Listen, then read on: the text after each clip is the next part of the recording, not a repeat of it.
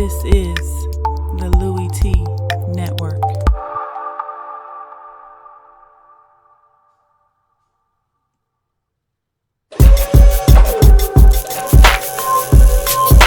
Louie Tee Live. Who else could it be but me, your man, Louie Tee? Welcome to Louie Tee Live. Live and in color. Don't diss the man, cause I'll bum rush your mother. What's going on, y'all? Wednesday night here on the Louie Tee Network. As always, a lot of fun, man. Time to kick back, relax, and chop it up with the fam. So, another rough week for your man Louie Tee. Did not go well at all. I made a promise. I said that if I didn't get double digits, I would put the dunce cap on. So I did this week. You'll see that a little bit later on when I give you my picks for week number 5. But got something a little different for you guys this week. Different order, different show lineup. And so normally, you know how we do this. We start with Looky, take a trip around the league, and we'll do that. But we're going to do a little bit different this week. But before we get to any of that, first and foremost, if you're new to the channel, welcome to the Louie Tee Network. I am your showman, your showmaster, the ringleader, Louie Tee. Subscribe to the Louie Tee Network for more great content in 2016 and beyond. If you're on Twitter, so am I. @In the Lab Room is the Twitter handle. And if you look right there, all of my social media platforms are being displayed. So if you're on Twitter, by all means, follow me on Twitter. You'll get updates as to when I'm posting videos and tweets and all of those good things. And I'm also on Facebook. In the Lab Room is the Facebook page. I got a lot of work to do on Facebook. What I'm starting to figure out, there's a lot of groups out there. A lot of, should I say, NFL groups. Facebook NFL groups. Redskin Facebook page. Raiders Facebook page. I got to start exploring that stuff, man. Get my content out there. Start sharing my videos. And if you on one of those pages, share my stuff, man. Don't be greedy. Spread the wealth to the people. They don't know. That's why they don't come. They don't know. I got to do a better job of making sure everybody knows what's really good. And so do you. But I'm going to put the onus on me. I got to be better. Just like I got to be better with my picks than I was in week number 4. Man, was it a rough week. I actually thought it was an easy week. If you did some things that I decided not to do, you could have had a great week. But there were some people that got lucky. And I'm going to call you out. When you get lucky, you got lucky. Good for you. You had some good juju coming your way. I just wasn't one of them. But nonetheless, I told you that we're going to do it a little different this week. Normally, Looky, take the trip around the week of the National Football League. We're not going to do that today, this week like that. Got a little something different I want to do. And because I'm not doing my podcast this year, it will be back next year, though. The In the Lab Room podcast will be back in full effect next year. But right now, it's under construction. And one of the things that I used to do on that podcast after the 4th week of football was something that I like to call the rookie wall. And what that is that I follow these rookies so closely. I cover the draft, as you all know, if you've been following me for any amount of time. I cover the draft so in-depthly. I'm so in tune to what's going on with the draft. I spend so much time with that whole process. And so I can't help but follow these guys as they get into the league and they start to perform. And I like to keep tabs on what they're doing in their rookie season. And I like to rank these guys. And again, if you've been following me and if you listened to my podcast last year, then you would know that I like to do this in bunches of 7. Everything that I do in a list format is generally in 7s. 7's a great number. Don't you agree? You should agree. 7's a great number. And so what I do is I take my rookie wall and I rank the top 7 rookies every single week, and it's a cumulative list. So if you're on the list this week, you're going to be on it next week unless somebody comes and takes your spot. Now you can move up or down the ladder, up and down the wall as you so please, but you got to perform in order to stay on the rookie wall. So without any further ado, I introduce to you something that I always used to do on my podcast that is out of commission for now. So I'll bring it to you live on Louie Tee Live. Ladies and gentlemen, I give you the first installment of something that you will have for the remainder of the season, the Louie Tee Network Rookie Wall. I will see you on the other side of this, and we will discuss the list. See you then. It's back like cooked crack. It's the return of the Louie Tee Network Rookie Wall. And the rookie wall is something that I like to do after the first month of the season. Rookies have had a chance to get their feet wet, adjust to the speed of the game. Now they know what's expected of them. They've got some stats now that we can actually start to take a look at and rank these guys. So this is when I like to do this. And if you've been following the podcast over the last year or so, then you are very familiar with the rookie wall. If you haven't, you've been missing out on one of the better segments that I've done, whether it be on the podcast or on my YouTube channel. And so this is a lot of fun. We follow the rookies, chronicle their every movement all season long, rank them 1 to 7. You know about me if you've been listening to my podcast that I love to rank things, and I like to do them in bunches of 7.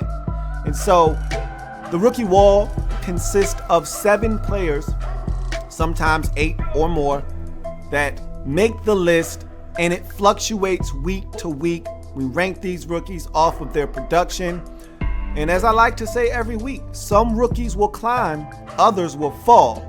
It's the Louie Tee Network Rookie Wall. So let's jump into this breakdown, shall we? And we start with the number 7 spot here on the rookie wall in week number 4 in the National Football League, going into week number 5. And I'm looking at a couple of guys, and I couldn't choose between the two, so they're tied for number 7. Talking about New York Football Giants wide receiver Sterling Shepard and New Orleans Saints wide receiver Michael Thomas. Now, next week, I can assure you, one or both of these guys won't be on the list.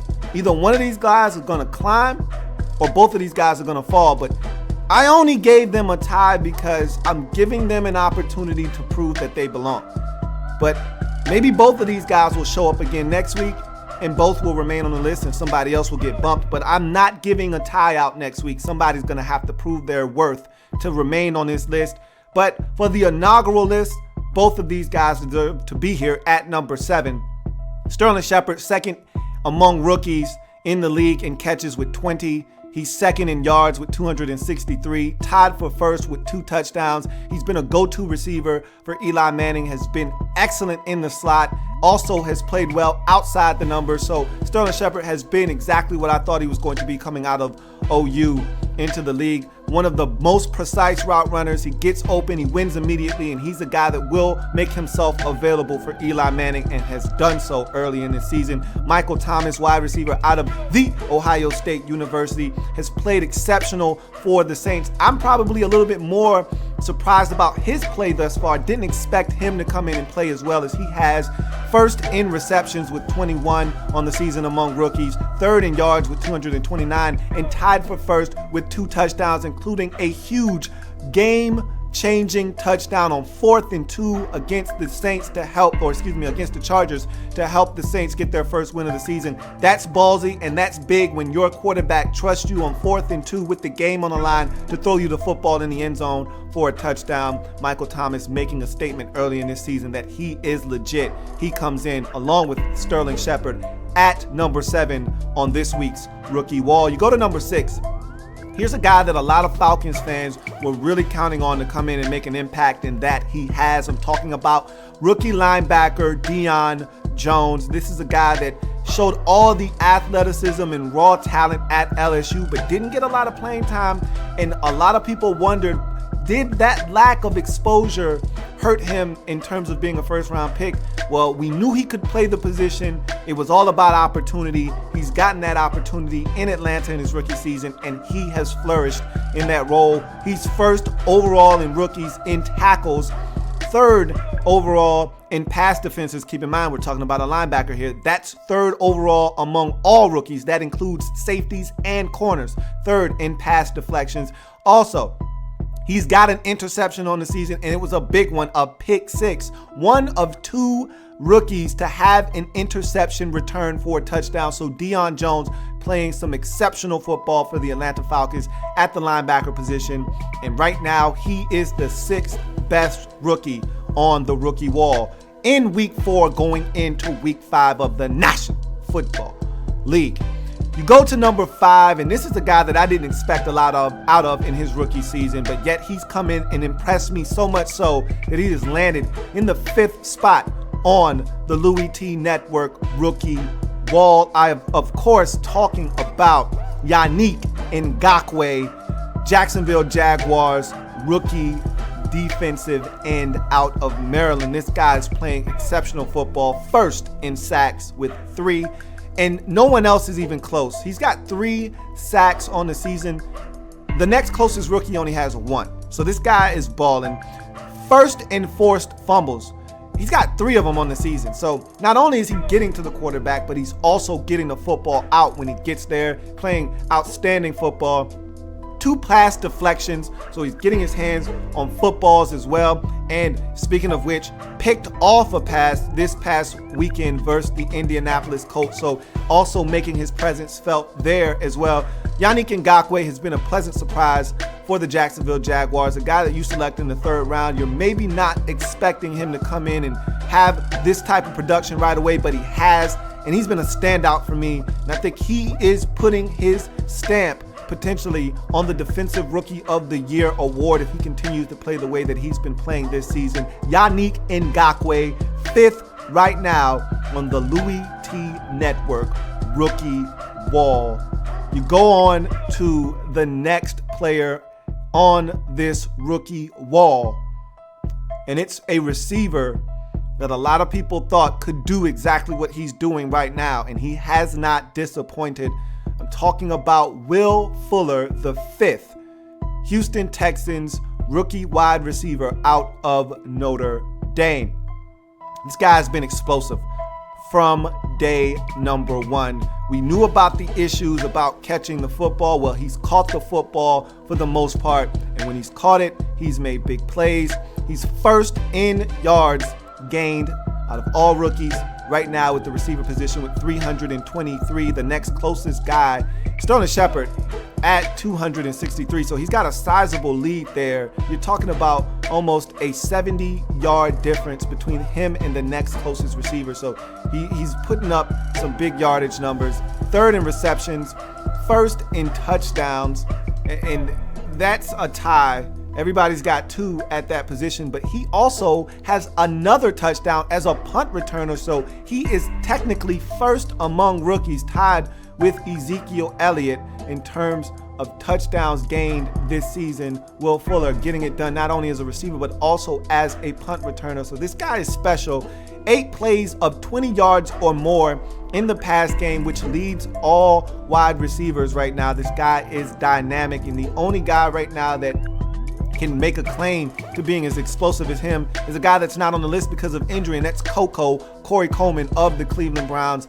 Will Fuller, the 5th, has been dynamic. He's been special for the Texans early in the season, and that's why he is 4th on the rookie wall in week 4 going into week 5 of the National Football League. You go to number 3 on this list, and the next 2 players on this list are going to be Dallas Cowboy players, and we start at the running back position. Number 3 on this list, Double E, Ezekiel Elliott.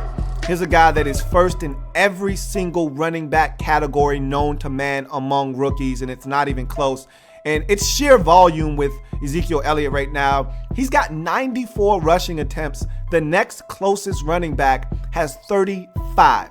So that just gives you a little bit of insight as to how many times he's touched the football compared to the rest of his contemporaries as rookies in this league. He's getting the football. He's making the most of his touches. He's got a boatload of carries like I mentioned already, but he's got a ton of yards to go with those carries. He's currently leading the entire National Football League in rushing. This kid is doing exactly what the Cowboys expected him to do when they spent the 4th overall selection on him in this past spring's draft. The only thing that he needs to clean up right now is the fumbles. He leads all rookie runners with 2 fumbles on the season. He cleans that up, and right now he's making a strong case for the Rookie of the Year, which many of the prognosticators and even Vegas thought that he would be able to do before this season got underway. Ezekiel Elliott has been special for the Cowboys, and he's a huge part of the reason why the Cowboys have gotten off to a 3-1 start this season. Speaking of Cowboys, speaking of 3-1 starts, you can't talk about the start to the season for the Dallas Cowboys without mentioning the next player on the rookie wall. Of course, number 2 on this list, Dak Prescott, rookie quarterback out of Mississippi State, coming in for this Cowboys football team and lighting it up. He's first in passing yards this season, over 1,000 already in the first 4 games. He's first in completion percentage among rookie quarterbacks with at least 50 attempts to their name. He's got 67.9% completion percentage right now. You're talking about 68% clip that this man is throwing the football at in terms of completion percentage. His accuracy is through the roof. Second in touchdown passes with 3. And remember, he went the first 2 weeks of the season without a touchdown pass. These last 2 weeks, he's notched 3. So this guy's starting to get the hang of getting the football into the end zone when it counts the most. This is something that he has that no other rookie quarterback can make claim and lay claim to right now. He's got 2 rushing touchdowns right now. Not even Carson Wentz can lay claim to having a rushing touchdown to his name, let alone 2. So Dak Prescott not only hurting teams with his arm, he's also hurting them with his legs. But the biggest thing with Dak Prescott right now, no turnovers, no fumbles, no interceptions. This guy has been clean for the Cowboys, which is why they're 3-1 right now. He has already set the NFL record for most attempts passing the football without a turnover. That includes fumbles, no interceptions. Dak Prescott has been the best thing to happen to the Cowboys this season. That includes Ezekiel Elliott. Without Dak Prescott's play, this team is not 3-1 right now as it stands. That's why he's the second player on the Louie Tee Network rookie wall. Of course, getting to number 1 before we do, let's recap this wall quickly. In at number 7, 2-way tie, 2 receivers getting it done in their rookie seasons, 4 games in. Sterling Shepard of the New York Giants and Michael Thomas of the New Orleans Saints. At number 6, Deion Jones, linebacker for the Atlanta Falcons, playing some outstanding football. One of 2 players in the league as a rookie to have a pick 6 in this young season. At number 5, Yannick Ngakoue, Jacksonville Jaguars defensive end. This guy's balling. 3 sacks, 3 forced fumbles, and an interception to his name in just 4 games. At number 4, Will Fuller, Houston Texans wide receiver, being explosive, being dynamic, first in yards, 3 touchdowns, including a punt return to the crib already. This guy is dynamic in every sense of the word. At number 3 on the rookie wall, Double E, Ezekiel Elliott. He's first in every single statistical category among rookie running backs, and it's not even close. If not for the fumbles, he may be up even higher on this list. Number 2, his teammate, Dak Prescott, Dallas Cowboys quarterback, lighting it up in every way imaginable, exceeding all expectations to this point. Among rookies, he's got the most passing yards. He's got the highest completion percentage. He's also got 2 rushing touchdowns, not to mention the 3 passing touchdowns. And the biggest stat of all, no turnovers whatsoever. 98.5 quarterback rating right now is why this guy is one of the best in the business at the quarterback position as a rookie. And now we get to the number 1 rookie thus far in this NFL season. Despite only playing in 3 games, He's a perfect 3-0 on the season, and he's come out of nowhere to tear this league apart in just 3 weeks. I'm talking about Philadelphia Eagles rookie Carson Wentz. Right now, he's playing out of his mind, and I don't think many people saw this coming when he was drafted last year in the draft, number 2 overall. The assumption was he would sit, he would learn, and that he would be a guy that they would turn the reins over to in a lost season for the Eagles, maybe towards the end of the season or maybe just next year, but he wasn't ready to go in his rookie campaign. Au contraire, my friends. This man is second in passing yards. Keep in mind, he's played in one less game due to the Eagles having a bye week, but he's got the second most passing yards of any rookie quarterback. He's first in passing yards per game at 256.3.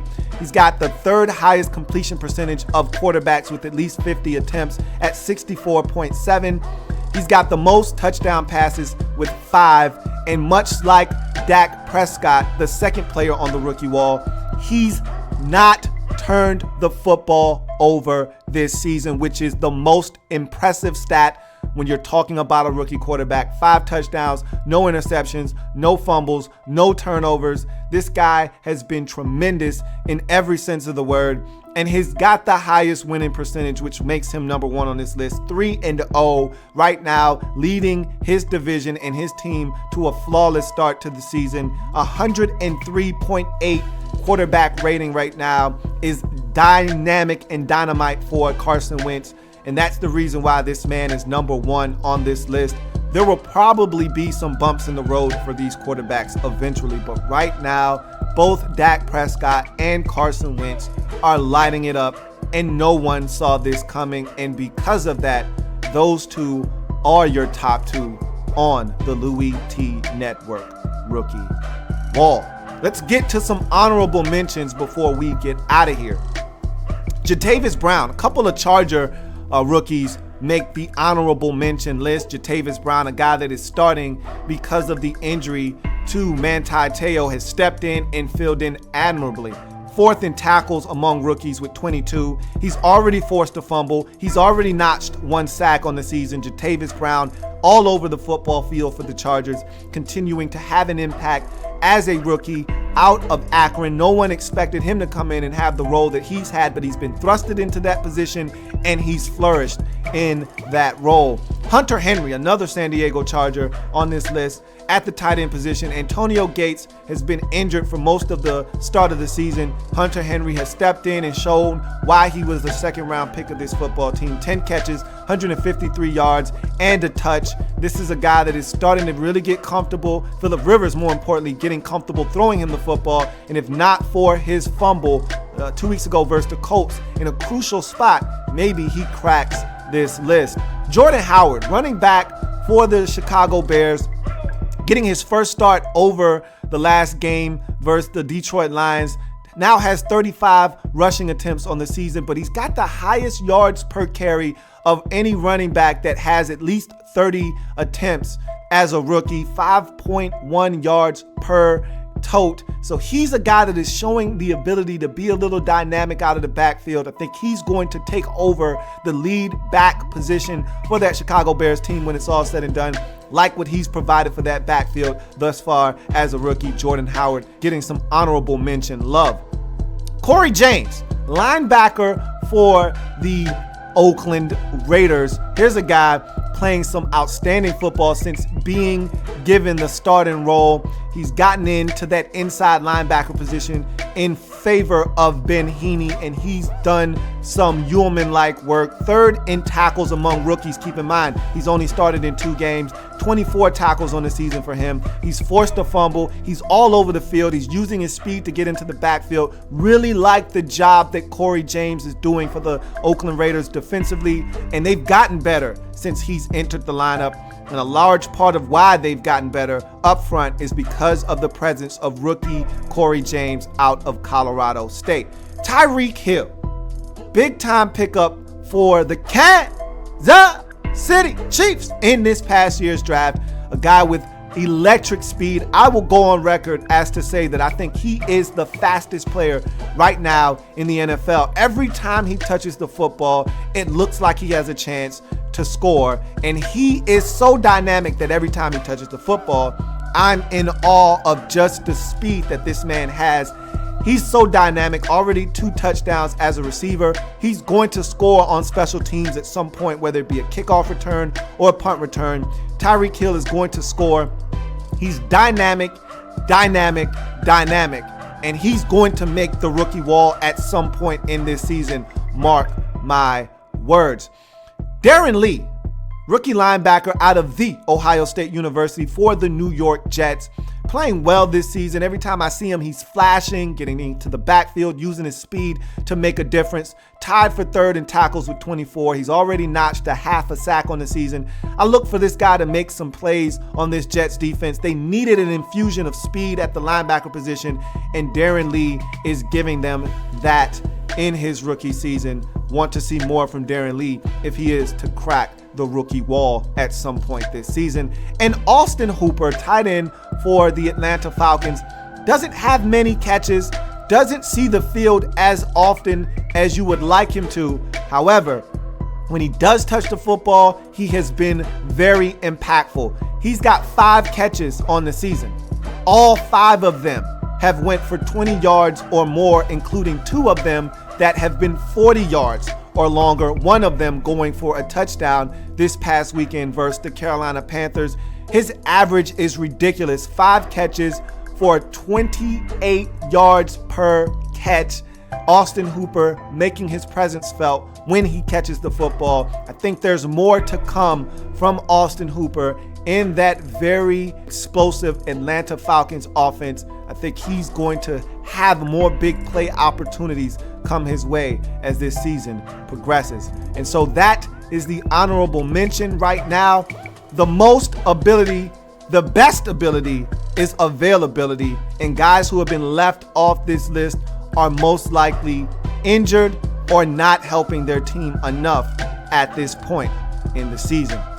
Remember, like I always say, some rookies will climb, others will fall. That was the Louie Tee Network Rookie Wall. I'll see you next week. All right.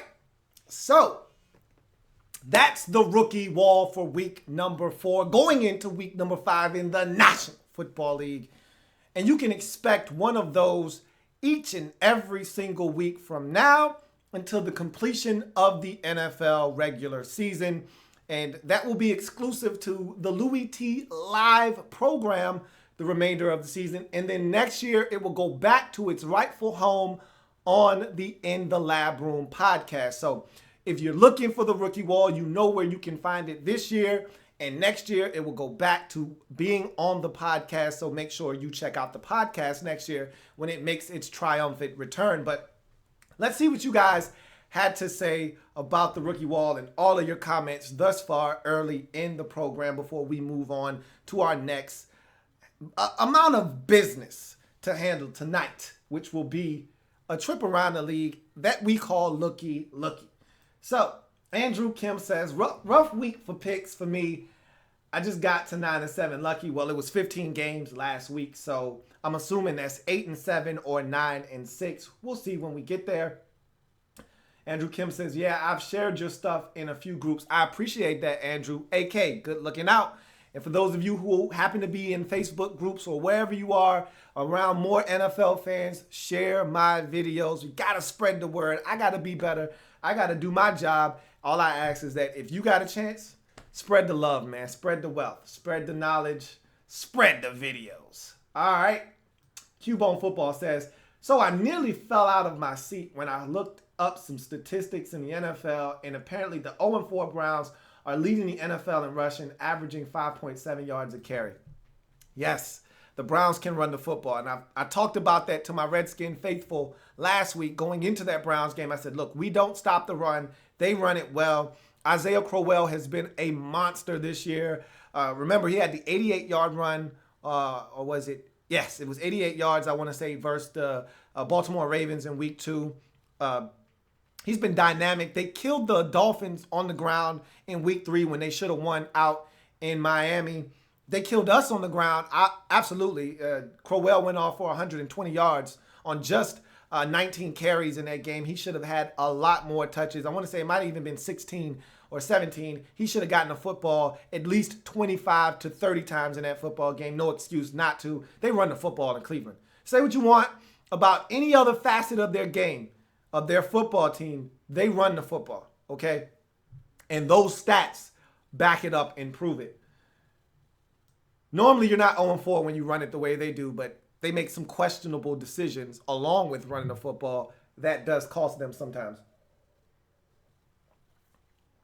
Sean McKenzie, my man Sean Mack says, I have no idea how I did. I made the picks. I'm waiting for my man Louie Tee to let me know how he did. We're going to get to that a little bit later on in the program. I can't wait to get to it because you guys, it's Louie Tee versus the world, but I didn't put up much of a fight. You guys kicked my ass this week, and I'm not ashamed to say it. Because trust me, when I kick your ass, I will be the first to rub it in your face. So being that you guys did a number on me, I mean, y'all kicked me up pretty good, man. And y'all kicked the man while he was down, and that ain't cool. Yes, it is. Yes, it is. And I ain't mad at y'all at all for that, man. Not at all. Abraham Lopez says, Atlanta or Denver? If Atlanta pulls out the win, how much trouble is the NFC in? We'll talk about that a little bit later on, man. That's a big game. Might be one of the biggest matchups in week number 5 in the National Football League. Captain Spartan 04 says, early thoughts on Artie Burns. He's okay. It's a mixed bag with him thus far. You see all of the things that made him a first-round pick. You see the length. You see the ball skills. You see the speed. But the inconsistencies are things he's going to have to clean up. Sometimes he doesn't even look for the football. These are all things that we knew coming into the league out of Miami that he was going to struggle with. Initially, just a little bit of fine-tuning, and Artie Burns will be just fine. He's done some things that I didn't expect him to do early on in his career, so I think he's only going to get better. I can say that much right now. And I've been impressed with him in certain stretches of ball games. Thought he actually played well versus Cincinnati in the rain. But he's been inconsistent, like I said, early on in the season. But he's been okay. Been a lot better than I thought he would be at this point in his career thus far. Cubone Football says, Carson Wentz better be number 1. That was my guy coming out of the draft. He was my guy as well. I just hate that he went to the Eagles because I still want to see him do well, man. I really like his game. I thought that the Rams really, and I know those are your boys, I thought they dropped the football taking Jared Goff. I wasn't a Jared Goff fan, and I thought Wentz was better, and we're finding that out. And Goff might ultimately be better than Dak Prescott and Carson Wentz. We don't know, but just off of first blush and first impressions, doesn't look that way right now. We'll see what happens down the line, though. Kevin Skeel says, hey, I'm here again. I can never seem to catch your Seahawks live streams. Seems like you do them when I'm at work or here on the West Coast. I told you on Mondays, when I do the lockdown coverage, it's random. And normally the West Coast games are going to be toward the tail end of my lockdown coverage on Mondays. So you know how that goes sometimes. Hopefully you'll be able to catch me one of these times when I'm doing it live. And if you got questions, knock yourself out. But like always, if you got some comments or things you want to say, leave them in the comment section and I'll get around to you eventually. When I get a moment to myself, I'll get around to your comments. If you leave them and it's something that I feel like needs my attention that I need to address, I will come back around and answer your comments. So don't hesitate to drop something in the comment section of a video. Make sure you're dropping a like with that while you're there. Blackbird Blitz, my man B3 says, a tie? Is my man Louie Tee getting soft? Come on, man. It's the first week. You got to give these guys a chance. I'm not going to boot them out. Look, I said in the video, look, this isn't going down next week. I'm not giving out a bunch of ties. I don't do a bunch of ties. Somebody's going to earn their way on and somebody's going to earn their way off. After the first 4 weeks, I thought those guys were in a deadlock tie for number 7. So I let them both in. Just know that next week, either they're both going to be gone, one's going to be gone, or they're both going to be on, and it's because they earned their way on and somebody else is coming off the list. No, your man Louie Tee's not getting soft. Come on, B3. You know me better than that, man. Come on. Gosh. All right. See where we going next. Sean McKenzie says, No way I would put Romo back in there. Ride or die with Prescott and Zeke. I agree, man. But look, it's Jared Jones's team, and you know good old Jared ain't going for that. He wants Romo back in there, and what Jared wants, Jared gets. All right. Let's see what else we got. See what else you guys are saying.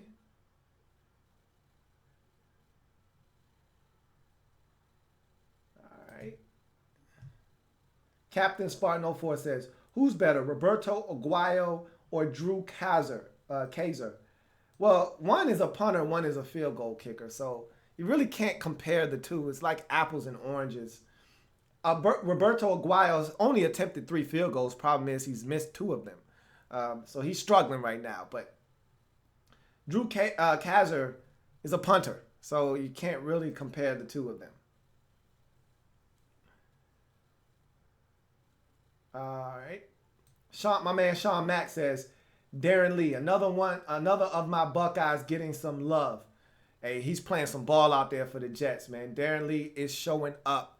I was one of those guys that wasn't high on Darren Lee coming out of OSU.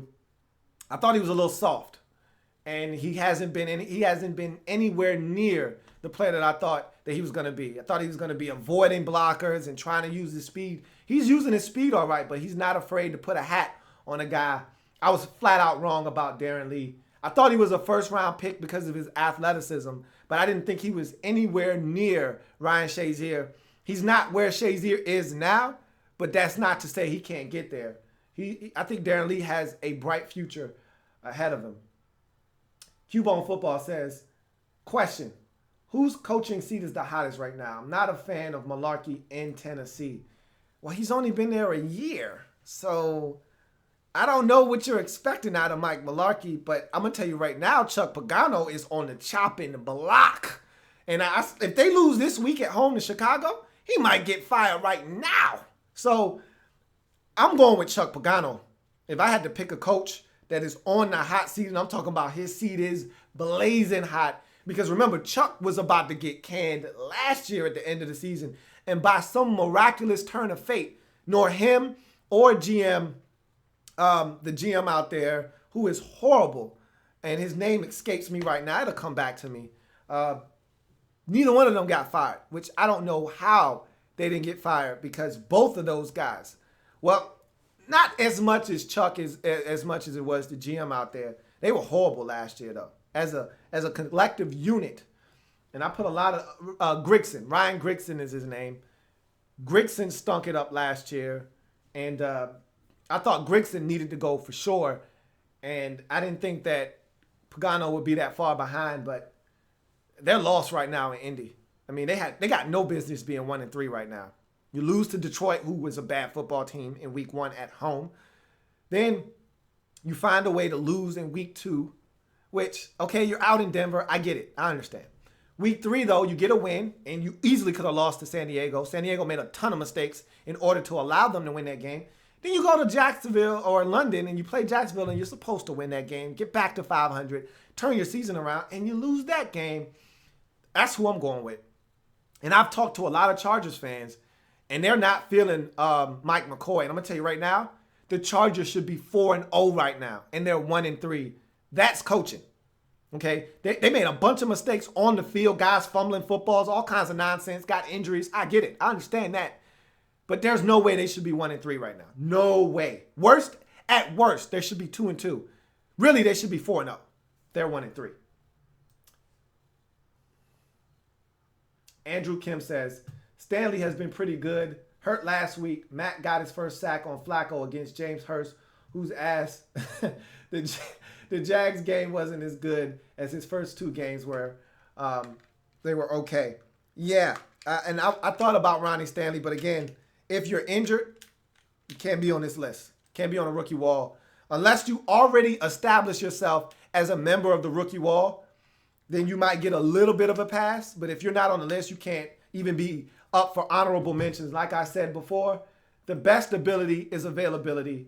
Stanley didn't play last week, so that took him right out of consideration. Same with Corey Coleman, Coco. Same with Sua Cravens, who left the game last week with a concussion, who would have probably have been honorable mention as well. Got to stay healthy. If you're a rookie, got to stay healthy. That's mandatory if you want to get onto the rookie wall.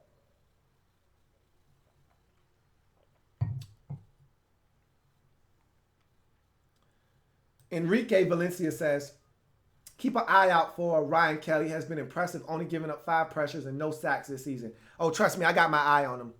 It's a shame the rest of that line still stinks and that Andrew Luck is still running for his life, but Kelly's done his job. There's no doubt about that. But there's so much fluctuation on that line. Guys in and out. Guys keep getting hurt. I mean, there's at one point, the entire right side of that line was all rookies. From the center, Ryan Kelly, over to right tackle, all rookies. That's not good. It's not good at all. DG Production says, Jalen Ramsey not performing.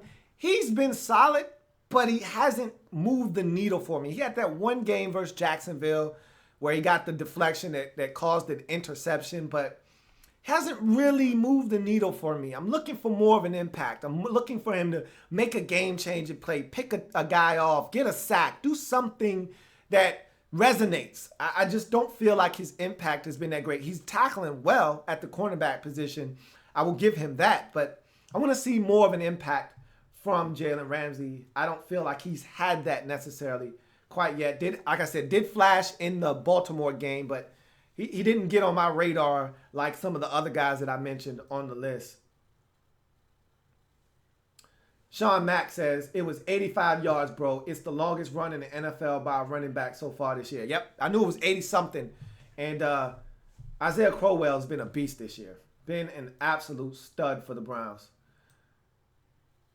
RG3, hashtag smoking at 3, hashtag 1000, hashtag down a dog pound, hashtag 1716 MVP says, is Dak taking Tony Romo's job? As the weeks pass, it looks more and more like it. But again, until I hear Jerry Jones come out and say it's Dak's job, it's not Dak's job. It's Tony's job. DG Production says, so I just put my pick in the comment. Is that where I put them? You put them on the discussion page on my actual YouTube channel page. So go to Louie Tee Network. My page will come up on YouTube. Then you go to the discussion tab, and then in the comment section down below in the discussion tab, you type your picks in there. Make sure you get them in before Thursday night, because I make sure I put the cutoff, because cats be trying to sneak in at the end. Oh yeah, I picked the Denver Broncos on Thursday night. Oh yeah, I picked Cincinnati. No, you didn't. You didn't pick them before the game was over. Don't try to sneak in here and get you a freebie. We don't do those. We don't allow those here on Louie Tee Live. B3 says, love the rookie wall. People can't handle the truth about their rookies. D. Jones and Hooper mentioned for the Falcons, hoping Neal and Campbell make the list by week 6. We'll see. Neal just came back, and Campbell has been banged up. You know what I just said about guys who cannot stay healthy. Abraham Lopez says, Keanu Neal looking good in his second game. Yep. Need to see a bigger sample size from him, though. We will see. Captain Spartan 04 says, why am I soft, man? What's going on with that? Gosh. Where is that coming from? Kevin Skill says, Tanner McEvoy, Seattle Seahawks. I saw that catch by Tanner, man, and I talked about it in my breakdown. Love Tanner McEvoy. Saw him in the preseason getting off. And good to see him catching the football in the regular season. Really impressed with him. I want to see him get more snaps. And if he continues to get open like that and score touchdowns, he will get more snaps for this Seattle Seahawks team. Or for that Seattle Seahawks team, I should say. First name, last name says, thoughts on Jalen Ramsey so far? And I just basically said that. He's been solid. He hasn't done anything wrong. He just hasn't done anything to move the needle. And when you're the the 6th overall pick in the draft, where were the Jags this year? 6, right? Chargers were 2. Chargers were 3. Cowboys were 4. Ravens were 5. Okay, so Ravens were 6. So he was the 5th overall pick in the draft. I just need to see more. I just need to see this guy changing the game, and I haven't seen that yet. Wentz as the number 2 pick, we know what he's done thus far. Bosa didn't show up for camp, so he doesn't count. He's getting an incomplete right now. Ezekiel Elliott is killing it right now, and those are your top 5. And Goff hasn't seen the field, so of the top 5 of the guys that have seen the field, they're balling, and he's not. He's average out there right now. I just need to see more from him. He's got all the skills, all of the measurables, everything you look for in a dominant corner. He's long, he's physical, he's not afraid to come up and challenge guys. I just haven't seen him make a play yet, and that's what I'm looking for from Jalen Ramsey. RG3 hashtag, smoking that 3 hashtag says, is Will Fuller better than Josh Doctson? Right now he is. Again, availability is the best ability. Josh Doctson was my favorite receiver in this draft. I thought he had the best upside, but he hasn't been healthy. Until you can get on the field and prove your worth, what good are you? So that's where we are right now. Fuller has played just about every snap for the Texans and been a beast. Already scored 3 touchdowns this season, 1 on punts, 2 on touchdowns as a receiver. Has the most receiving yards of any rookie. And Josh Doctson has 1 big catch and another garbage time catch to his name. 2 catches for 66 yards. You tell me right now, who's better? Overall, you can extrapolate that right now, but I'm just going off of facts, straight facts. Nolan Pratt says, Derek Carr or Carson Wentz? Well, I mean, you again, a guy that's been in the league 3 years or a guy that's in his rookie season. Can't compare the two. But, of course, Derek Carr, seen more blitzes, seen more coverages, has adjusted to the league. I'm taking the guy that's been in the league longer. Derek Carr, obviously, right now. But Carson Wentz, his upside is tremendous. And he could be the next big thing at the quarterback position. We'll see. But right now, it's Derek Carr. Like my man Caleb Hazard said, come on, it's Derek Carr all day right now. My man Sean Mack says, I had way more confidence in Darren Lee being better than Eli Apple. And I did too. I didn't like Eli Apple at all. I was a little down on Darren Lee. I didn't like Eli Apple at all coming into the draft. So we can agree on that. Smoker71311 says, Will Fuller has been balling so far. He needs to improve overall. Yeah, he's been balling. You know, and like I said, you're going to get the drops. 1 drop a game or so out of him. But the guy has been a beast for the Texans thus far. Wentz is my offensive rookie of the year, in my opinion, thus far. That coming from my man Smoke. Nolan Pratt says, you were totally right about Diggs from a 5th round pick to the 5th most receiving yards in the league. Skull. Look, man, I love Diggs. I wanted him for my skins.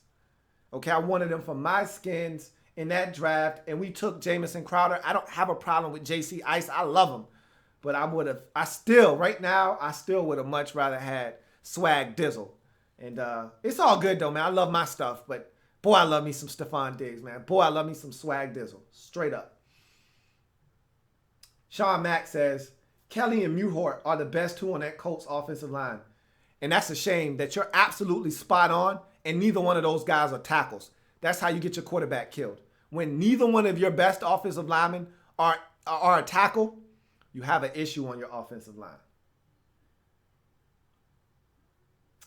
B3 says, speaking of offensive lines, oh my God, Alex Mack in Atlanta has been a game changer.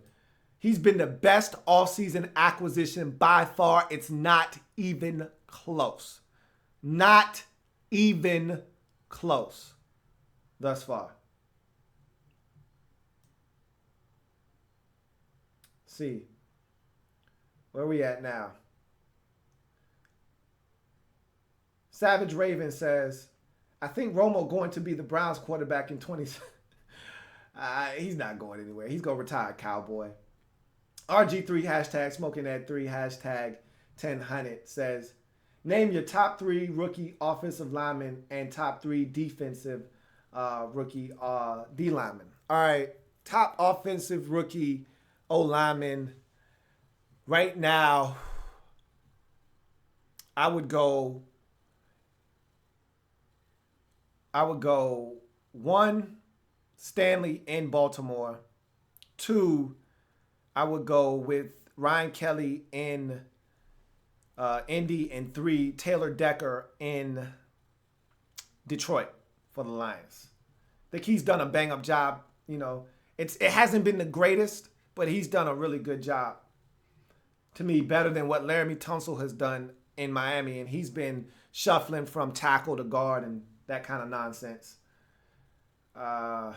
3 defensive linemen that have been the best. I don't know if there are any rookies that stand out on the D-line this year. I'm trying to think of the rookie defensive lineman that went in the draft this past spring. I can't think of anybody that I've seen that got drafted in this past year's draft that has made a huge impact as a rookie. Not many guys come to mind. I don't think any defensive lineman in terms of D tackles.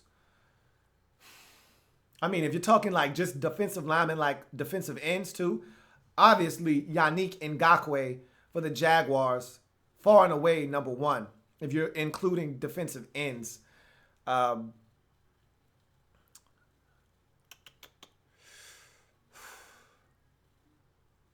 can't really think of anybody that has really had a huge impact on their team. I mean, Sheldon Rankins has been hurt in New Orleans. You talk about the big guys that were drafted earlier in the draft. None of these guys have really proven to do anything. Bosa hasn't played a snap for the Chargers yet. Just haven't had a lot of production from those guys yet. So kind of hard for me to say. Clorox Bleach says, is Vernon Hargreaves overrated? He's young. He's young. He's a young rookie. And you got to give these guys time to mature and develop in the league. So, no, he's not overrated. First name, last name says, do you think Matty Ice will get MVP since he's been on fire lately? He's right now the front runner. If the MVP voting ended today, he'd be the MVP of the league. But guess what? We still got 12 more games to play. So, and his name is Matty I right now. It's not Matty Ice yet. He's Matty I. He's working on it, though. He's almost back to being Matty Ice again. Let's see.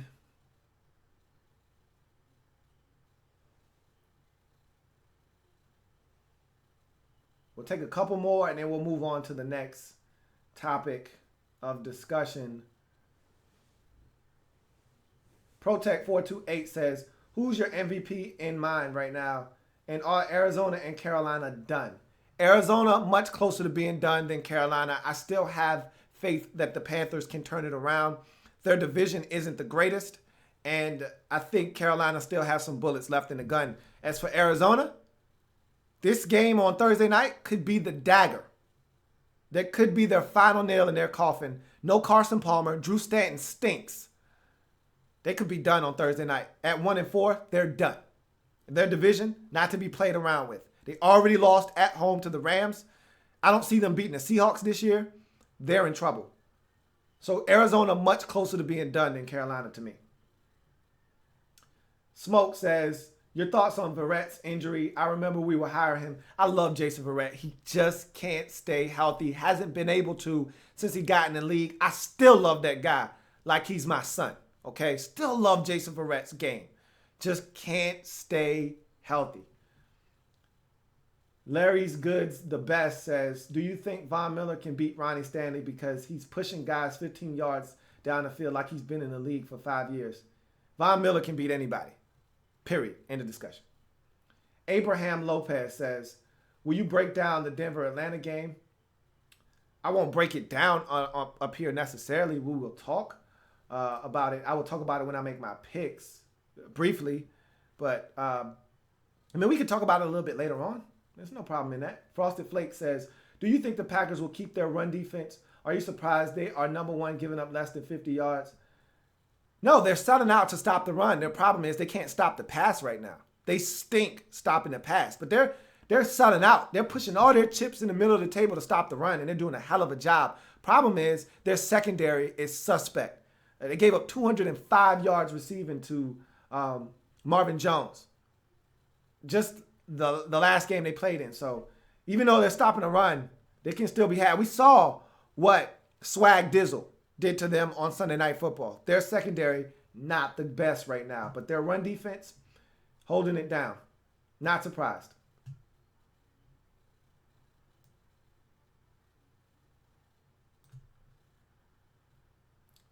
All right.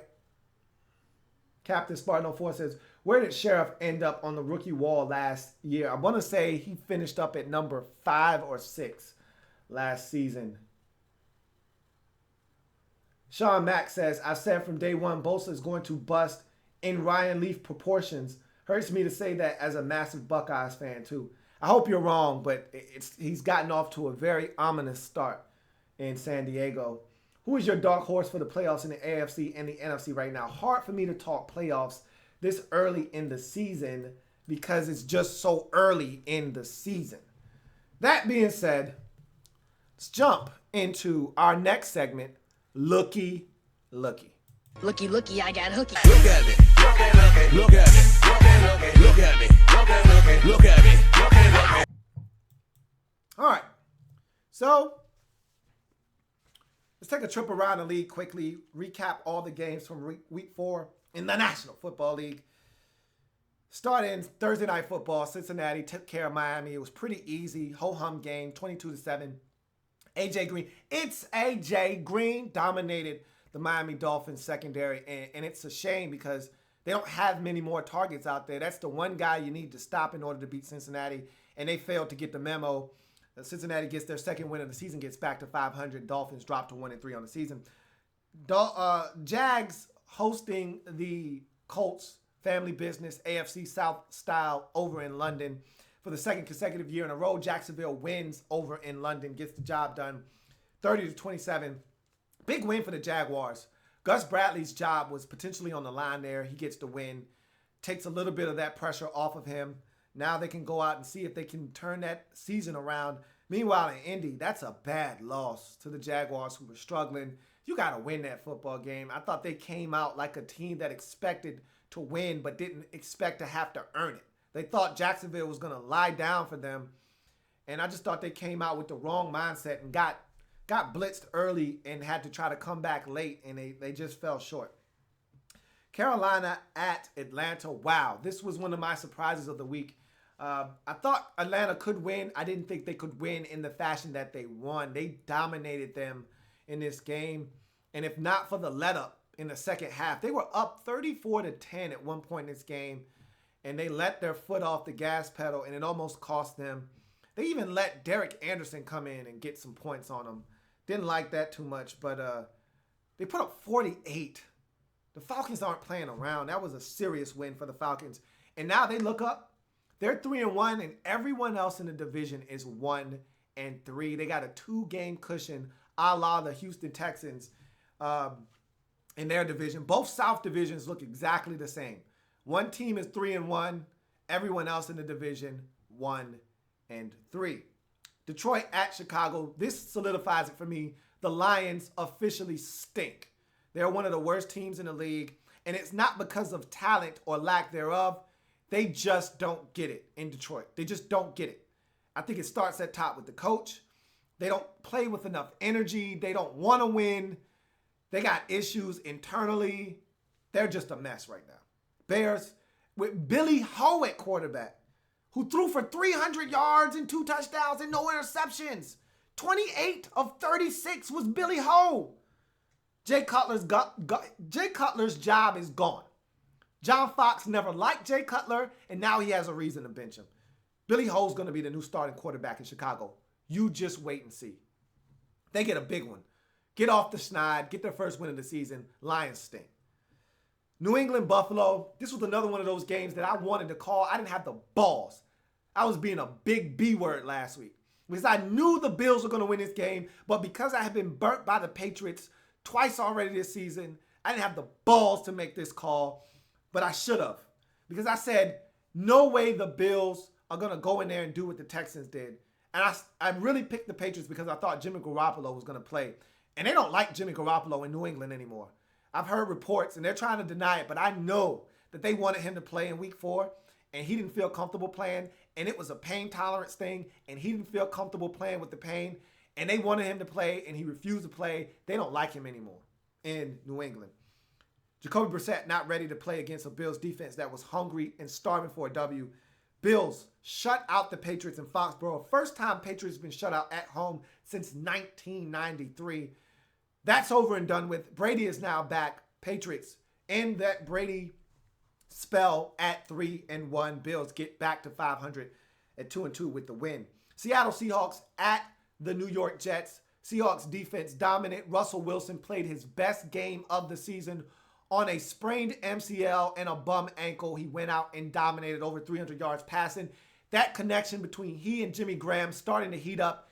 If you're a team in that division and those two start hooking up with one another, you need to be afraid. Be very, very afraid.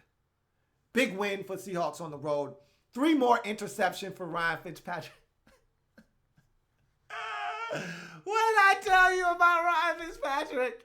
9 INTs in 2 weeks. I told you.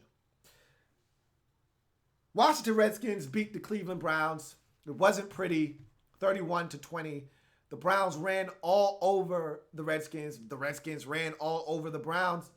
It was a run fest that the Redskins just happened to force more turnovers in and come out victorious. 2-2 Redskins now. 0-4 Browns. Browns the only winless team left in the league. Eventually they'll get one. I just don't know when. Baltimore at Oakland. This was a great game. Raiders pull it out 28-27. Raiders found a way to get it done. Jumped out on this Ravens team early. Blew the lead like they almost did last week against the Titans. But this time they held on in dramatic fashion. The Raiders have a penchant for winning the close ones this year on the road. Something that they didn't do last year. This is a different Raiders team. Okay, the culture is changing. Jack Del Rio has these guys believing that they're supposed to win the close ones now instead of being on the wrong side. This is a scary Raiders team because offensively, they're among the best in the league. Defensively, they've got some issues, but they're getting better. Corey James and also Carl Joseph being inserted to the starting lineup, helping them out defensively. They're getting better. Ravens had opportunities in this game. I thought it was a poorly coached game by John Harbaugh. Thought he dropped the ball in a couple of instances. Not used to Harbaugh doing that. Thought he cost his team in this game. You get a 15-yard run on first down from, wake up, Mr. West, Terrence West. You're literally 5 yards away from just incredible field goal range, and you throw it 4 times in a row, including your 4th down play where Steve Smith Sr. is open one-on-one versus Sean Smith. I'm taking that matchup every day of the week. Steve Smith Sr. in the last 2 years has been the official Raiders killer. You throw the football to Kamar Aiken in triple coverage. Good luck with that one. Raiders hold on 28-27. Go to 3-1. 3 straight road victories for the Raiders to start this season off. Meanwhile, the Ravens get their first loss of the season, and they go to 3-1 on the year. Houston Texans at home hosting the Tennessee Titans. This was a closer ball game than I expected, but it's family business. You know how it goes. If these two teams say they ain't did it, then they ain't did it. But if they did, well, that's family business. 27-20, Texans find a way to hold on versus the Titans. Marcus Mariota was awful in this game. Less than 50% completion percentage. There are some questions to be asked in Tennessee right now, and it, to me, starts at the quarterback position with Marcus Mariota.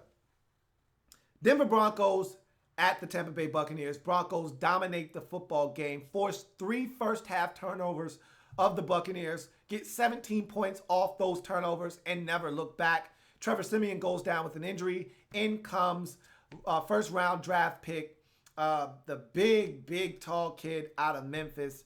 And he did good. 14-24, 100 and some change. He didn't turn it over. Thought Paxton Lynch came in, played well, and steadied the ship, kept them just sailing nice and smooth. They win 27-7. A lot of questions in Tampa right now, including Jameis Winston and his turnover woes to start this season. The Bucs are now 1-3 after starting the season 1-0. Arizona at Los Angeles, or Los Angeles at Arizona. Rams go on the road and win yet again in Arizona for the 2nd consecutive year. Cardinals are in trouble. They're now on life support after this loss. They had ample opportunities to win this game. Carson Palmer gets hurt late.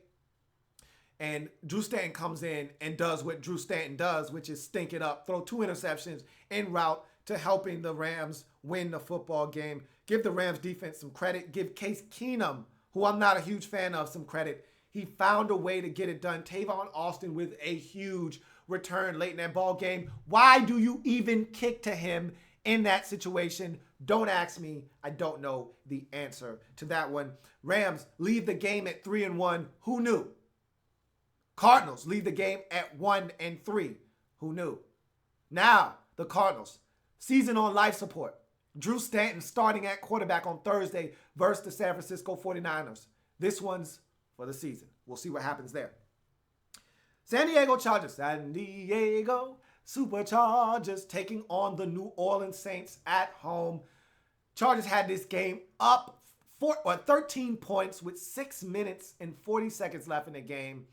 2 straight fumbles, 2 straight Saint touchdowns. Saints come back, steal the football game, 35-34. Like I said before, Chargers are inventing ways to lose. They could be 4-0, should be 4-0. They're 1-3. You got to start at the coach when that kind of thing happens. Players aren't doing him any favors on the field either. Saints get their first win of the season. Good for them. They're off the schneid. They're 1-3. And it's not over for the Saints. If you look up at that division, like I said, 2 tough ones for the Falcons in these next 2 games. If the Falcons don't get it done on the road against 2 really tough defenses and you win both of your games, all of a sudden the division has come back to you if you're the Saints. The key is for the Saints, you got to find a way to take care of business. And with one of the worst defenses in the league this year, going to be hard for the Saints to do that. Dallas at San Francisco. This was a home game for the Cowboys. If you watch this game, it was an embarrassment. 49ers Stadium was fully infiltrated and taken over by Cowboys fans who were making copious amounts of noise every time the Cowboys did something in this game. It was an egregious personal foul penalty that turned this game 14-0. 49ers are up. They called a hideous personal foul penalty on Jaworski Tart. It changed this game. Cowboys ran away with this game, never looked back, win this football game 24-17 over the San Francisco 49ers. Cowboys go to 3-1. Dak Prescott continues his hot start along with his backfield running mate, Ezekiel Elliott. These two are on fire. They get it done, go to 3-1 on the season. Pittsburgh Steelers at home versus the Kansas City Chiefs. Chiefs embarrassed. It was 22-0 at the end of the first quarter. It was 29-0 at halftime. It was 36-0 after the first possession of the third quarter. It ended up being 43-13. Huge blowout victory for the Steelers after coming off of an ass whooping at the hands of their interstate, up the street mates in the Philadelphia Eagles. They were looking to take out their frustrations on somebody, and it just so happened to be the Kansas City Chiefs, who now dropped to 2-2 on the season. Steelers go to 3-1 on the season. Big win for the Steelers at home versus a good Kansas City Chiefs football team. Jamal Charles makes his inauspicious debut. Didn't hear much from him. Didn't really need to in that kind of an ass whooping. Finally, Monday Night Football, Minnesota Vikings take care of business at home versus the New York Giants. More meltdowns from Odell Beckham Jr. Eli Manning thought that the carpet at U.S. Bank was one of his receivers as he continuously pounded the football into the turf. The defense dominated. The offense did enough. Vikings go to 4-0 on the season. Sam Bradford continues to hold it down. 24-10. 4-0 Vikings. They're playing great football. Have a chance to go to 5-0 versus the Texans this week. Meanwhile, the Giants looking to get back on track. They're struggling now. After starting 2-0, they are now 2-2 on the season. So, with that said, let's get to some of your comments, and then we will get to our next topic of discussion. See where we are. See where we are. This is where we are. Katy Perry says, 3 worst defenses in the NFL. Redskins. 1. Raiders. No. Saints 2, Raiders 3.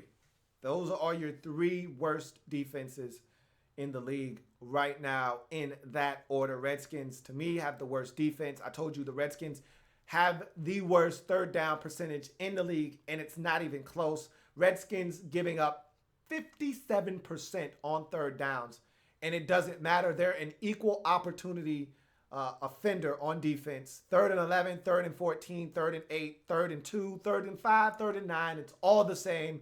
It's all convertible against that Redskins defense. Saints, they're banged up, they're young, and they don't know which way is up, which way is down. And the Raiders, they're just not good on defense right now. A lot of young players, much like the Saints. It's the blind leading the blind. They got a couple of veterans out there, but for the most part, they don't have enough impact players on that Raiders defense right now. Let's see what we got. First name, last name says, is Carson Palmer the biggest problem in Arizona right now, or what do you think it is? I think they need to run the football more. I think they need to run David Johnson, who is a stud. He keeps getting 17, 18, 19 carries, and he's scoring a touchdown. He's getting 88 yards. He's averaging well over 4 yards a carry. They need to run it more. And I hate the fact that they lost Chris Johnson because I thought he was running the football effectively as well. He's now on IR. Carson Palmer is struggling, but when a guy tells you that he was contemplating retirement, what do you expect? Yes, he's a big problem right now. And the problem is they don't have anything else. That's the problem in Arizona is they didn't prepare themselves for this. They don't have a young quarterback on the roster that can come in. They got Drew Stanton. And in case you didn't get the memo, let me be the one to deliver the message to you. Drew Stanton stinks. You can't win with him. They won't win with him. And so Carson Palmer is all you've got in Arizona right now. And oh, by the way, that defense isn't what it used to be. So that doesn't help either.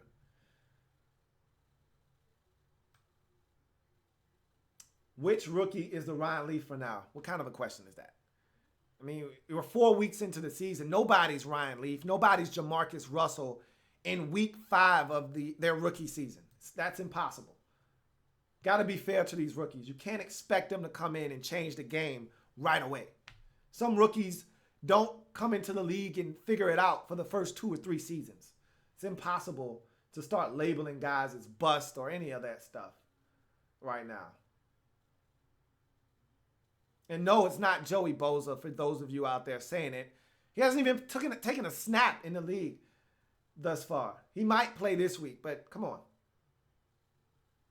Cubone Football says, Cutler the loser. Cutler needs to get out of town, and he will. Trust me, Cubone. Smoke says, Russell Wilson is dangerous. Dangerous! Russell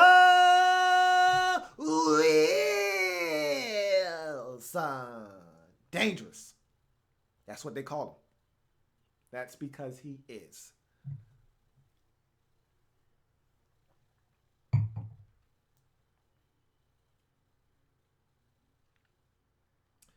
Smoke says Browns will get the #1 pick in the draft next year. Facts. They're going to get a run for their money, man. There's some other teams out there that's pretty bad, but I think when it's all said and done, I think you're spot on there, Smoke.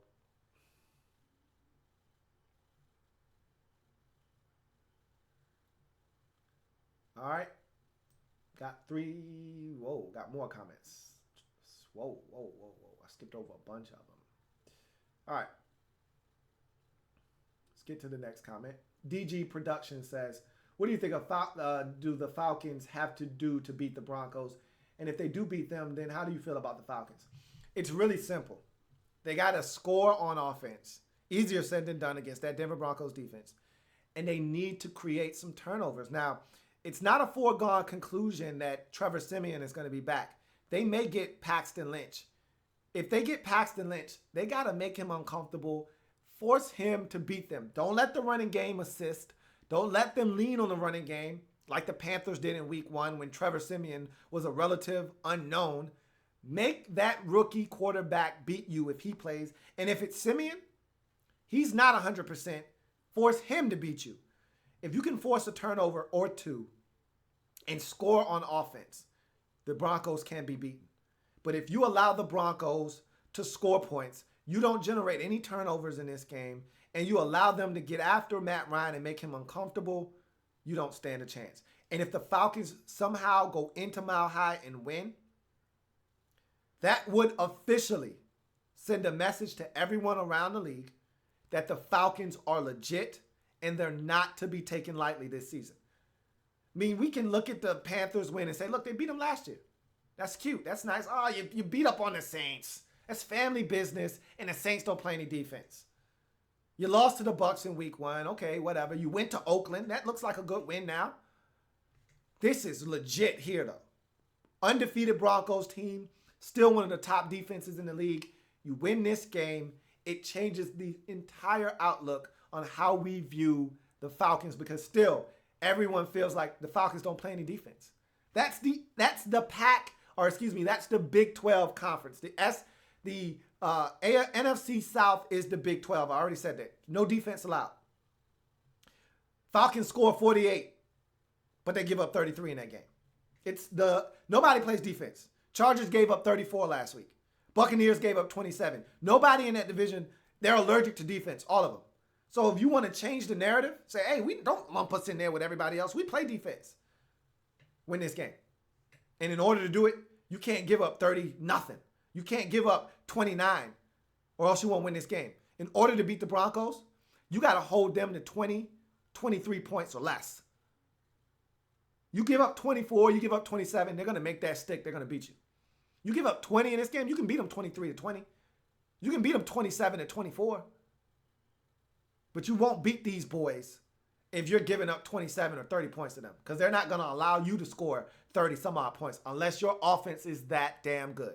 And we'll find out. The best thing you can do, force turnovers and get some easy scores off those turnovers and make the Broncos have to play catch up. They're not comfortable in that setting. They haven't been put in uncomfortable situations this year. They've been ahead in just about every game they've played in this season.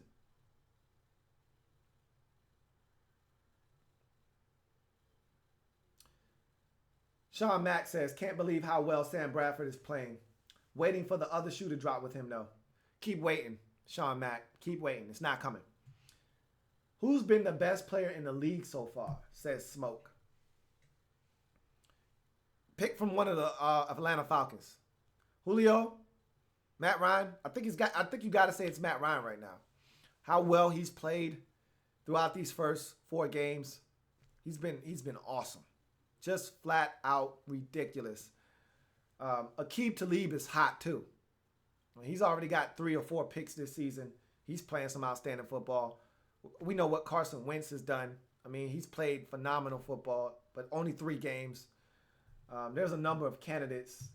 Antonio Brown has been eating everybody alive. There's a number of candidates for that, but I'd go with Matt Ryan right now. Captain Spartan 04 says, assuming you're reading this during the college talk, I'll make sure I come back to this. I'll read it right now, though, so I'll remember it. Is Lamar still your Heisman? Please don't bring up James quick, though. Sean McKenzie, my man Sean Mack says, how can you leave my Browns defense out of the worst 3? They really are. They're bad, but you've had opportunities. You haven't given up 30-plus every game. The Redskins have given up 20 that they gave up to the Browns, and that was the Browns' own doing. And if it's not for turnovers, the Redskins, I just told you why the Redskins are the worst. They got the worst third down conversion. I heard this stat, which lets me know the Browns' defense isn't as bad as you think. The Browns haven't given up a 3rd and 10 or longer all season long. Conversely, my Redskins have given up the most 3rd and 10s or more in this league, and it's not even close. You look at the Browns games, how much did you give up to Baltimore? 25? You gave up 31 to the Redskins. Was that your highest output this season? How much you give up in week 1? Who'd you play in week 1? Played the Eagles in week 1. You gave up 29, I believe, in that game. You gave up 25 against the the Ravens. You gave up, what'd you give up to the Dolphins? 27 maybe? 24, 27, something like that? And then you gave up 31 to us. That was your highest output this season. The Redskins have given up 38.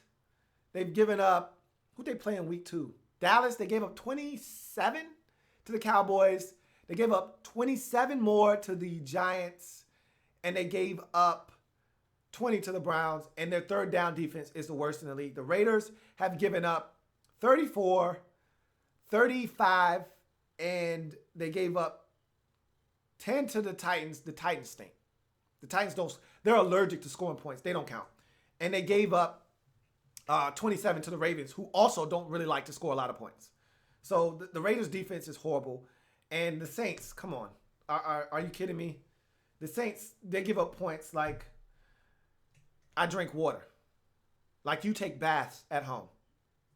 Stop it. Your Browns are right there on the cusp, but they're not there. There are other defenses that are worse. Smoke says top 5 defenses. In no particular order. Vikings, Broncos, Seahawks.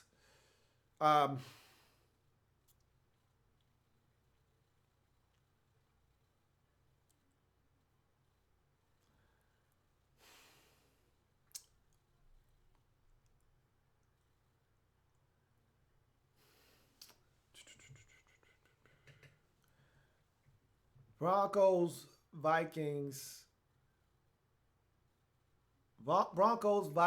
Seahawks, Patriots.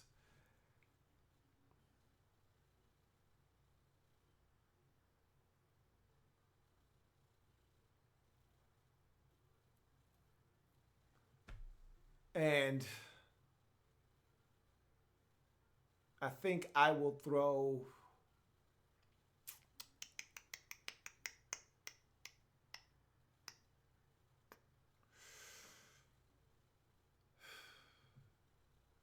the Eagles as my final defense right now. Vikings, Broncos, Seahawks, Patriots, Eagles. Those are my top 5 defenses right now. Most improved defense, DG Production says, kind of early for that. But if I had to pick one, I'd say it's the Giants right now. The Giants were pretty bad defensively last year. They've been pretty good this year, even in their losses. The one game they gave it up in was the Redskins game, but I thought they played well against the Vikings last night or Monday night. The offense just didn't do anything to help. They held the Saints to 13 points. Despite having 3 turnovers in that game, they only gave up 13 points. And they held the Cowboys to 19 when they beat them in week 1. So I'd have to go with the Giants right now.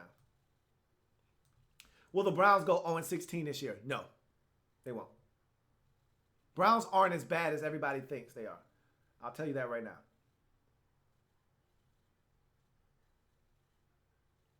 Carson Palmer has been contemplating retirement since the Bengals days.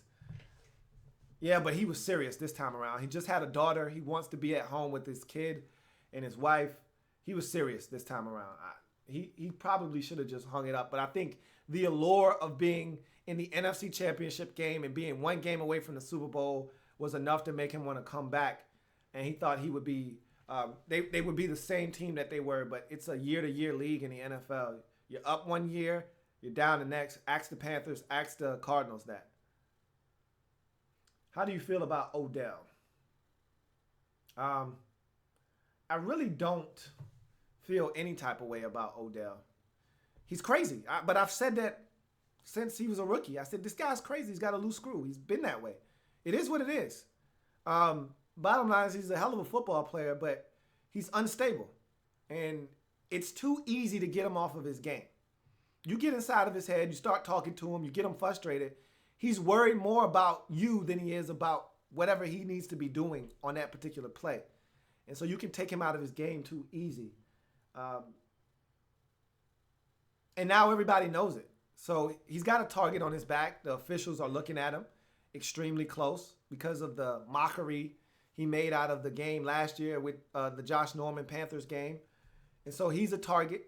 He's got a target on his back.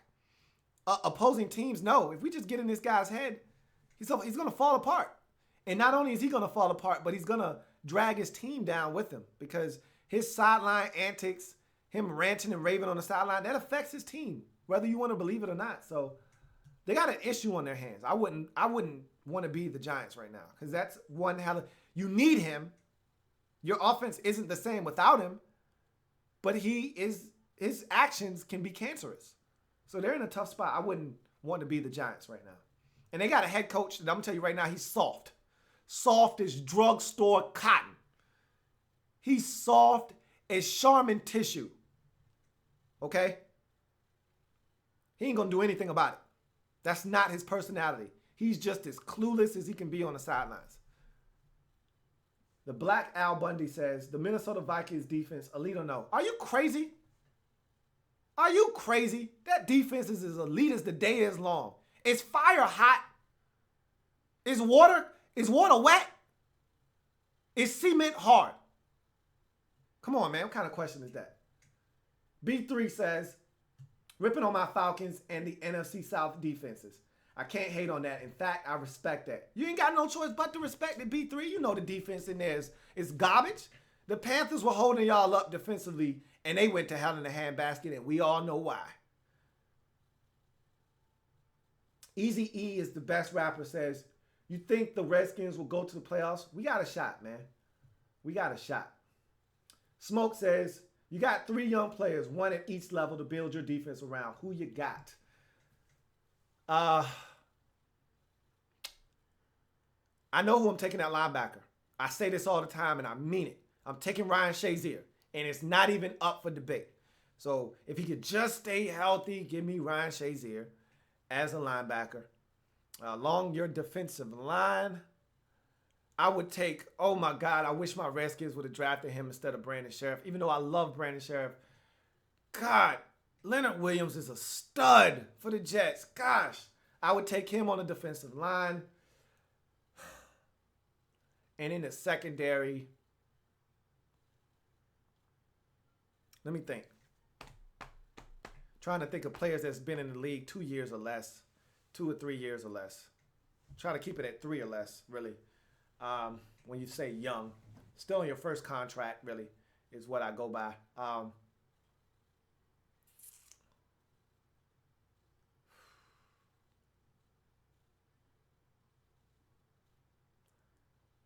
I don't know. I don't think Tremaine Johnson counts as young, but if he does, I take Tremaine Johnson. Love Tremaine Johnson. God, he's a stud. He's a beast. Those will be my 3 guys at each level for right now. And with that, we will go. Oh, got one more question, and then we'll go to the next segment. Nolan Pratt says, what's the best offense and defenses in the league right now? Well, for the defenses, offense is tough because there's so many good offenses around the league. But defense, to me, it's a 3-team race. You got the Seahawks, you got the Vikings, and you got the Broncos. Everybody else is a step behind those 3 teams. End of discussion. Offensively, it's tough because there are a bunch of really good offenses in this league, and there are varying degrees of good offenses. I couldn't just pick one out. I tell you, the Falcons are on fire right now. You know, the Saints still do it at a really high level. You know, there's a bunch of good offenses, but Steelers are among the best in the league. I mean, it's the same old, same old. You know, Patriots, when they get Brady back, their offense is probably going to be clicking with those 2 tight ends. If Gronk is right, and I've heard a report that he's not right, but it's kind of hard to say, to be honest with you. All right, let's move on to the next topic of discussion, the College Corner.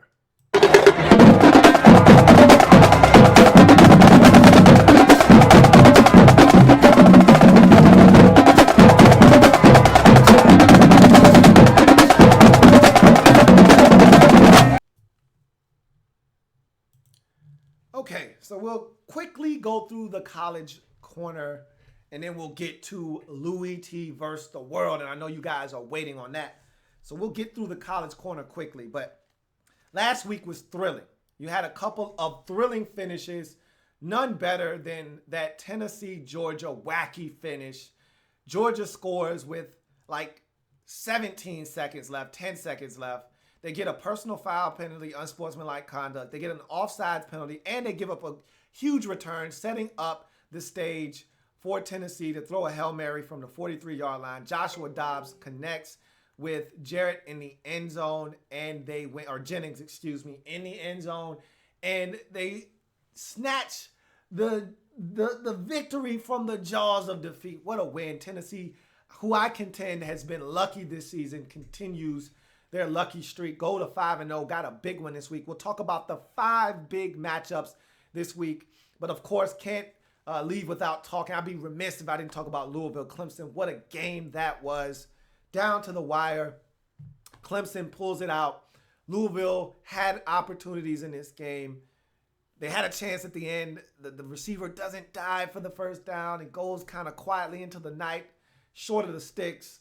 But that was a hell of a football game, man. Really entertaining watch. Some really good football last week in college football. Michigan survives Wisconsin in a Big Ten snoozer. That's what the Big Ten does, though. Outside of Ohio State, it's 14-7. It's 17-14. It's put you to sleep, wake me up when it's done. Okay? Outside of Ohio State. So when anybody comes to me talking that Michigan talk, get out of my face. Don't be bringing that weak stuff in here. I just tell them, hey, go see Herb with your nonsense. Okay? Go talk to Herb and the Buckeyes. If you think you got something, go talk to Herb and those boys up there in Ohio State. Okay, don't come to me with your 14-7 garbage. Go talk to Herb and those boys up in Ohio State, man. If you got something to say it to Herb and say it in their face. See if you get away with that. Anyway, 5 big matchups that you should be on the lookout for in this week of college football. Number 5, LSU at Florida. Florida's ranked 18th in the nation. Tough loss 2 weeks ago at Tennessee. Had the game, let it slip through their fingers. They're now ranked 18th in the nation, and LSU can beat them. They got an interim head coach right now. Remember, they fired Les Miles after the tough Auburn last-second loss. So we'll see if Florida can win and protect the house against LSU in some SEC football.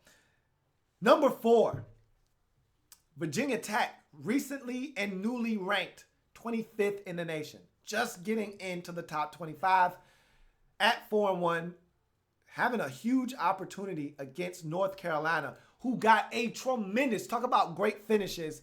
They had one as well, as they were able to come back and beat Florida State. Florida State's quarterback Francois scores with literally 15 seconds left on the clock. You think Florida State's got this game. They kick the football off. North Carolina gets a great return. They get a couple completions, get in the field goal range, and the kicker drills it from about 55 or 53 or 57 yards out. And North Carolina stuns Florida State, their first loss at home in Tallahassee in ages, snapping the longest home winning streak in college football. Huge win for North Carolina, and off the heels of that win, they are now ranked 17th in the nation, and so that's a huge win for North Carolina. They got a chance to protect the house versus another ACC foe in Virginia Tech. 2 ranked teams going at it. Someone most likely won't be ranked after that one is done. Number 3, this is a big game, and I can't wait to watch it for a number of reasons. Florida State, number 23, at Miami. Okay, Florida State's season is done. They can't get into the playoffs after losing to North Carolina. That being said, they're still going to be the biggest test that Miami has to this point in the season. Everybody's going goo-goo gaga over Brad Kaya. How good is he? We're going to find out. Florida State's defense isn't all that great, but they're still athletic. They can still pose a problem. If Brad Kaya's as good as advertised, he'll shred these boys at the crib. If he's not, if he's a mirage, he's going to show it in this ball game. Miami's ranked 10th in the nation, the highest they've been in quite some time. Mark Richt's got these boys playing football. This is a big one for the U. And if they're serious about making a statement this year, they need to win this game, and Brad Kaya needs the ball versus Florida State. They do not play great defense. Shred these boys at the crib. That'll be a game that I'll definitely be paying attention to. That's my number 3 game of the weekend. Number 2, Alabama, who's number 1 in the nation, as we all know, at Arkansas. Number 16, Arkansas. It's SEC football. It's tough. It's rugged. You're playing a ranked team, it seems like, every week. And so That's going to be a nice test for Alabama. They're 5-0. Arkansas 4-1 on the season. That should be tough. Pro-style offense. It's like looking in the mirror. They run the football. They play physical defense. That's going to be a good test for Alabama. If Jalen Hurts struggles in this game, Arkansas can and will beat Alabama. Don't see it happening, however, but it isn't out of the realm of possibility. And my number one game of the weekend, two top 10 teams squaring off. Number 9, Tennessee at number 8, Texas A&M. Kevin Sumlin has turned the program around. They thought he was going to be fired this year. And the two guys that I mentioned earlier were Charlie Strong and Kevin Sumlin. The running joke in college football was which one of these guys is going to get fired first. It looked like both of them were going to be safe after their starts to the season. Sumlin has continued his hot start. Meanwhile, Charlie Strong has fallen back. And now Texas is struggling. He may still get fired when it's all said and done. But Sumlin is playing outstanding, has his boys playing outstanding football, and they're getting the job done. And Trevor Knight has been outstanding for Texas A&M. And now they've got a real big opportunity to really stake their claim. 2 5-0 teams squaring off in this game. Somebody's O must go. Texas A&M at home. I've been waiting for that other shoe to drop with Tennessee. They should have lost in week 1 to App State. They could have lost to Florida down big in that game. They should have lost to Georgia last week. Will this be the week that somebody finally gets Tennessee, or will the magical season continue for Butch Jones and his crew in Tennessee versus the Texas A&M Aggies in this week of college football? So it should be a fun week. Yes, your man, Mr. Jackson, is still the Heisman front runner.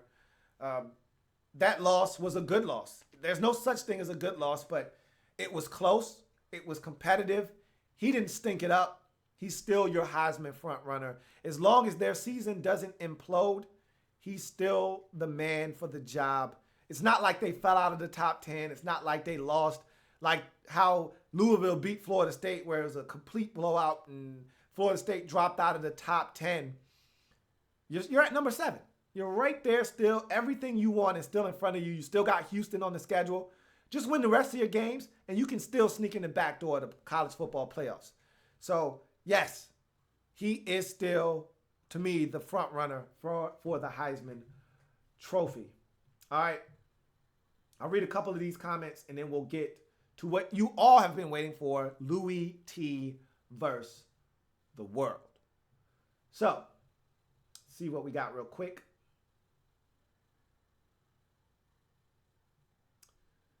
Eazy-E's the best rapper says, Clemson a little bit overrated? I think so.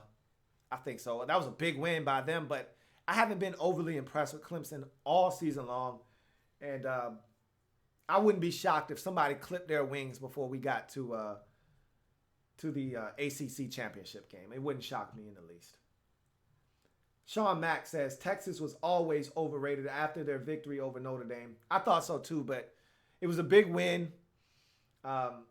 They parlayed that win into another win, and then they went on the road and lost to Cal, and that's when I knew they weren't legit. And now their season is coming apart at the seams. They don't play any defense, and I knew that from the jump. When they played us, their defense wasn't good. Their defense was just a little bit less bad than ours. So I had a feeling that they were going to get exposed, and they did. Their defense is horrible in Texas. DG Production says, thoughts on Florida Gators defense? Can they beat LSU? Sure they can. And I think Fournette might be out yet again. And if he is out, they definitely have that defense in Florida is legit. They had one bad half of football, and that was versus Tennessee in the second half. Otherwise, they've been pretty good all year long, and that's their calling card. Their offense isn't great, but their defense is pretty stout. And they get it done up front in the trenches. I got a feeling they're going to take care of business versus LSU. But they got to get better play out of the quarterback position. Is Del Rio healthy? I don't know. I don't trust the quarterback that they got from Purdue. I just don't trust him, so we'll see. Sean Mack says, Big Ten is big boy in the trenches football, bro. LOL. Hey, you call it what you want, man. I know the athletes aren't as fast. They're much bigger, but they're not as fast, except for Ohio State. It is what it is.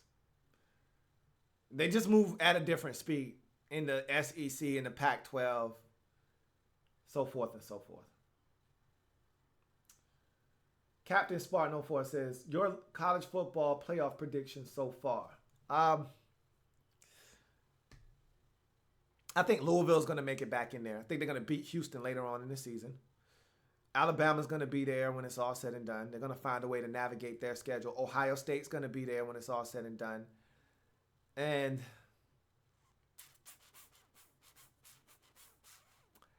you know what? I'm going to take Washington. I like Washington a lot, man. I think people are sleeping on Washington. Did you see them dismantle Stanford on Thursday? Was it Thursday or Friday last week? Either way, that was so impressive. Those are my 4 teams that are going to make it. Washington's going to find a way to navigate their Pac-12 schedule. Ohio State's coming out of the Big Ten.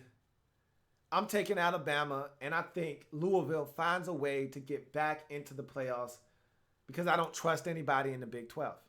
Simple as that.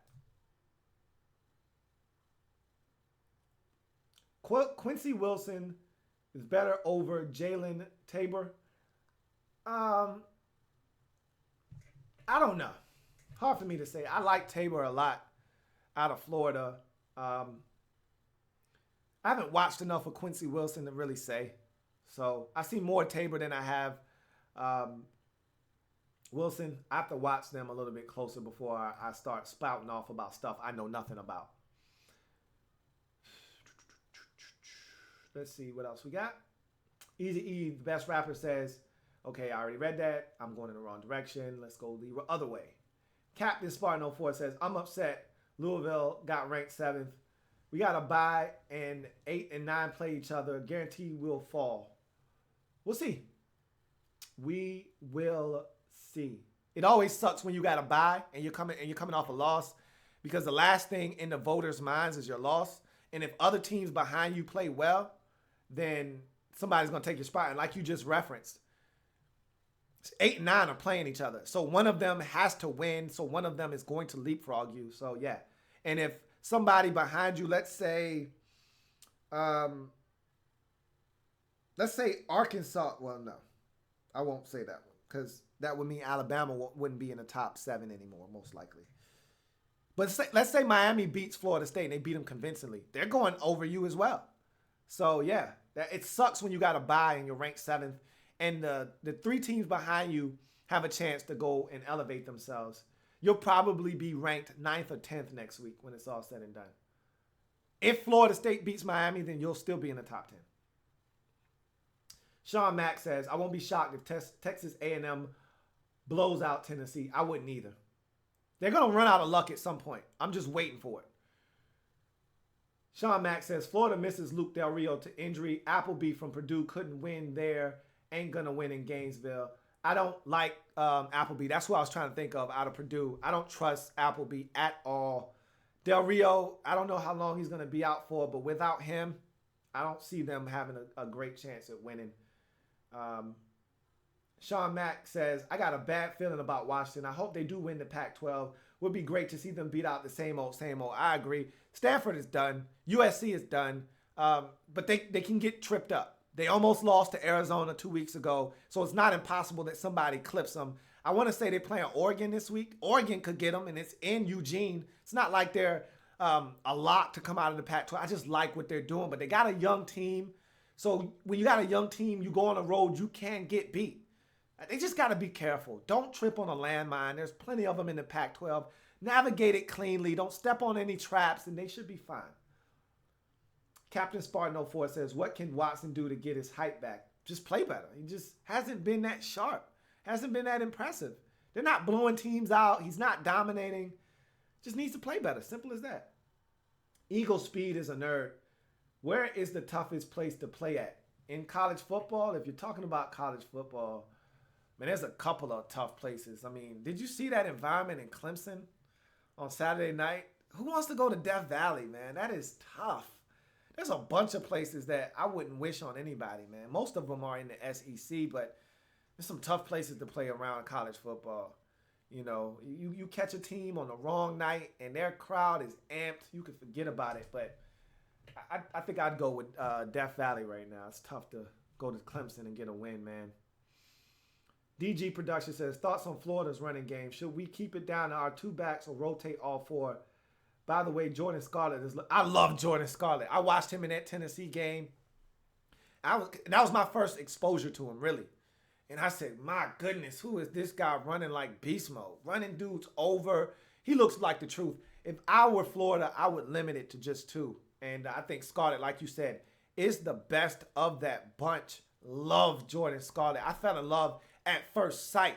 I got my eyes on that young fella, man. I really do. Sean Mack says, loving that young Washington QB. Looks sharp so far. I agree, man. He looks really good. I was really impressed with him against Stanford. And he's only a sophomore. He's only going to get better. Really like what I saw out of him.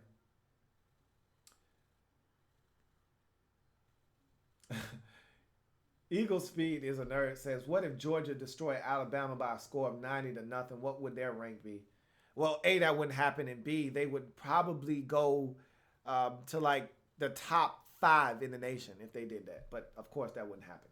They wouldn't go straight to number 1. That's not how it works. But they would go really high. Let's say they were ranked 16 at the time. If they did that, they would go into the top 5. They'd be the 5th team in the nation after that. 4th or 3rd team in the nation, depending on what the other top teams did that week. Captain Spartan 04 says, what team have you been most surprised by this year? I'm going to be honest with you. Up until their loss against Michigan, I was the most surprised by Wisconsin. They weren't even ranked when the season started. And to beat LSU and then to do the things that they did, they went to Michigan State and destroyed them. Destroyed Michigan State. And they were fresh off of destroying Notre Dame. And they were playing with confidence, and they went right into Michigan State. Slashed and dashed those boys and laid them down nice and easy. So I was really surprised by the start of the season by Wisconsin. I wasn't expecting a lot out of them. And for them to have gotten as high as 7th in the nation, or 8th, I think they were 7 or 8, speaks volumes. Speaks volumes. All right, let's get out of here from the college and get to what you've all been waiting for. And that is, of course, Louie Tee versus the world. Of the world, Craig. Shit, not just the city, the world. Louie Tee versus the world. Come get some. I am the best there is, the best there was, and the best there ever will be.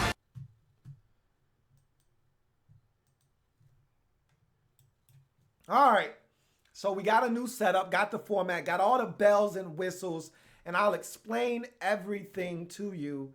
But let's get to these picks, man. I'm really impressed by what you guys did. I'm really depressed about what I did.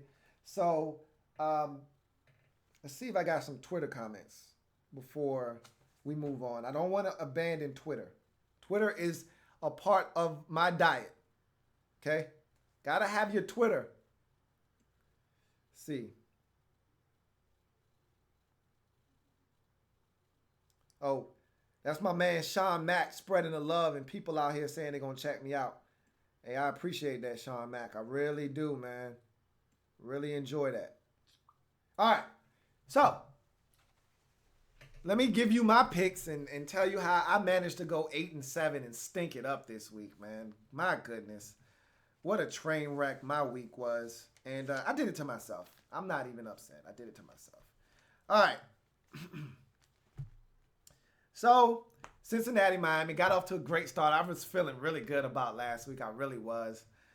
And got off to a 1-0 start. Cincinnati took care of business. Then I knew things were going to go south for me when Indy lost in London to Jacksonville. What the hell, man? Seriously? You can't beat Jacksonville? I hate Indianapolis. I hate them with a passion right now. I really do. I've lost, I think, 3 games this season messing around with the Indianapolis Colts. 2 games messing around with those bastards. I didn't pick them in week 2 when they played Denver. But I picked them in week 1 and I picked them in week 4 and they lost both times. Carolina at Atlanta, that one was more of a heart pick than a head pick. If I would have went with my head said Atlanta, or my head said Atlanta, my heart said Carolina. Because I'm gonna let my video explain that a little bit later on. But I was on the wrong side of that. Falcons took care of business. Lions, really? You can't beat Chicago with Billy Ho? Really? You dirty bastard. Boy, the Lions get on my goddamn. They got me put out of my survival. I can't stand the goddamn Lions. Stinking ass bastards. New England losing to Buffalo. I deserve that one. Because I didn't have the balls. I was a B word. I was a bitch last week. I said it. I was a bitch last week. Because I knew Buffalo was going to win. But I kept in my head, I kept hearing, don't go against the Patriots no more. You done already been burnt twice this season. How many more times you need to touch the stove before you realize that's hot, man? Don't touch that. I couldn't do it again. So I didn't. Damn it, man. Should have went with the Bills. And I knew it too. Baltimore, I'm just disappointed in Baltimore. I really am. They had every opportunity to win that game and they blew it. And I took an L because of it. And really, like last week, or 2 weeks ago, at 3:10 p.m., I was sitting pretty. Baltimore was up 27-21. Detroit was always losing in that game. Buffalo was dominating. I won't never good. I'm lying, man. I felt like 2 games got away from me. This Ravens Raiders game got away from me, which was the difference between me getting 10 wins and not getting 10 wins. And the Chargers game got away, and I'll talk about that one later. How in the hell? We'll get to that one in a second. Texans took care of business versus the Titans. Got me a win. Denver took care of Tampa Bay. Saw that one coming. Arizona lost. That was another game that I looked at. I said, okay, I got that one. I know I got Arizona. No way they're going to drop to 1-3 on the season. Not Case Keenum. Not the Rams. You a damn lie. That was ugly, man. That Cardinals had much like the Ravens, they had every opportunity to win that game. They didn't want to win. They didn't want to win. This is a different Cardinals team. They're not the same Cardinals that we've seen over the last couple of years that was dominant. This team is anything but. Chargers at home versus the Saints. Of all the losses that stung for me in week number 4, this one stung the hardest. I sat there. They gave me bonus coverage. They turned me to that game, and I watched the Chargers piss this game away in Chargers fashion. As only the Chargers could this year. Only the Chargers could be up 13 with 6 minutes left, seemingly in control of the game. Hell, all they had to do was go 3 and out twice and punt. Eat up a little clock, punt the football. This game was in the bag. And they fumbled the ball twice. Gave it away. Allowed the Saints to convert on 4th and 2 with a touchdown to Michael Thomas. Fumbled the ball again. Nobody even touched Travis Benjamin. He just said, I don't want to get hit. Here, you take it. I don't want it. Just don't hit me. Fumbled and the Saints went right back down the field, scored again. Unreal. And if you picked the Saints, you just guessed. You didn't do that off of sheer knowledge. You just guessed and you went out on a whim. Yeah, why not? You got lucky. That was garbage. Straight trash. Pissed me off. Dallas won, Pittsburgh won, Minnesota won. I had to have those 3. After the Chargers did what they did, I didn't have any room for error. So I was like, Dallas, I hate rooting for the Cowboys. I hate it with a passion. But I said, hey, you got to win, man. I can't go below the Mendoza line. I wasn't worried about the Steelers, wasn't worried about Minnesota on Monday. I said, that's the only game I could lose. Dallas take care of business. They said, we got this, man. Don't worry about us. You worry about your own stuff. I said, cool. So all in all, 8-7 for your man Louie Tee. It was an abysmal week. A lot of games that, frankly, I should have won. I should have won the Chargers game. That would have got me to 9-6. The Ravens should have won. That would have got me to 10-5. And the Cardinals should have won. That would have got me to 11-4. Look, if the Lions want to stink, if the Panthers wanted to lose, if the Indianapolis Colts wanted to continue to be garbage, that's fine. I could have afforded 4 losses. I penciled myself in for 4 losses last week. Okay? I was prepared for that. What I wasn't prepared for was the Cardinals throwing up on themselves at home, the Ravens pissing away an opportunity to beat the Raiders at home, and the Chargers blowing a 13-point lead with 6 minutes left. Come on, guys. What are you doing? In any event, you guys were much smarter than me this week. Let's get to your picks. Robbie Sohal, Bengals, Colts, 1. Texans, Falcons, Ravens, 2. Broncos, Patriots, 3. Lions, 4. Jets, 5. Redskins, Cardinals, 6. Chargers, 7. Steelers, Vikings, Cowboys. So he went 8-7 just like moi. And like I said last week, it's plenty of chairs and seats next to me on this 8-7 bench. Okay? There's no going even. There's no 8-8 this week. It's an odd number of games. So either you sitting next to me on the bench or you're below the Mendoza line. And I don't go down there and I don't talk to people that's down there. Andrew Kim. Hey, I found out what happened, Andrew. I apologize to Andrew Kim, Sean Hawk, and anybody that didn't get your picks read that sent me your picks.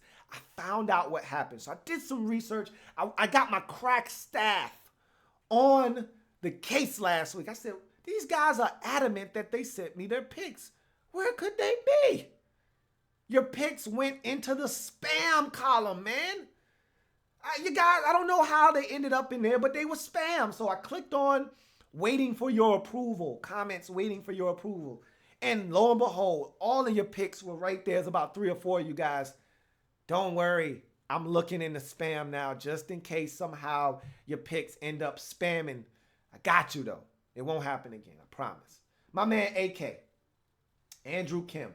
Bengals, Jags, Texans, Redskins, Seahawks, Patriots, 1. Panthers, 2. Ravens, 3. He had started off well, didn't he? Lions, 4. Broncos, Cardinals, 5.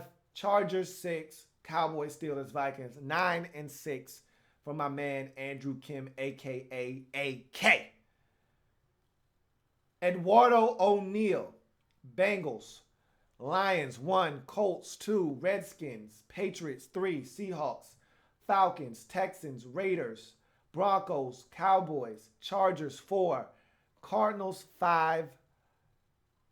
Vikings and Steelers. So 10-5 for Eduardo O'Neal. Congratulations, my friend. You are the first of a long list of double-digit getters in week number 4. Let's get to the man of the hour. Let's get to the man of the night, the man of the week, even Q-Bone Football, holding it down. He said, all right, time for some week 4 picks. Time for some action. And the man gave us some hardcore action in week 4. Y'all get like my man Q-Bone. Cincinnati, Jacksonville, Carolina, 1. Oakland, Detroit, 2. Tennessee, 3. Buffalo, Seattle, Washington, Denver, Los Angeles. Whoa. He's a Rams fan, so he got away with one there. New Orleans, whoa. Dallas, Pittsburgh, Minnesota, 12-3. I'm going to just tell y'all right now, nobody's beating my man this week, Q-Bone Football. Yikes! Q-Bone over there tearing the game apart. And I'm going to talk about my man Q a little bit later on. Let's move on, though. Brian Emerson, my man, BE. Bengals, Colts, 1. Panthers, 2. Ravens, 3. Lions, 4.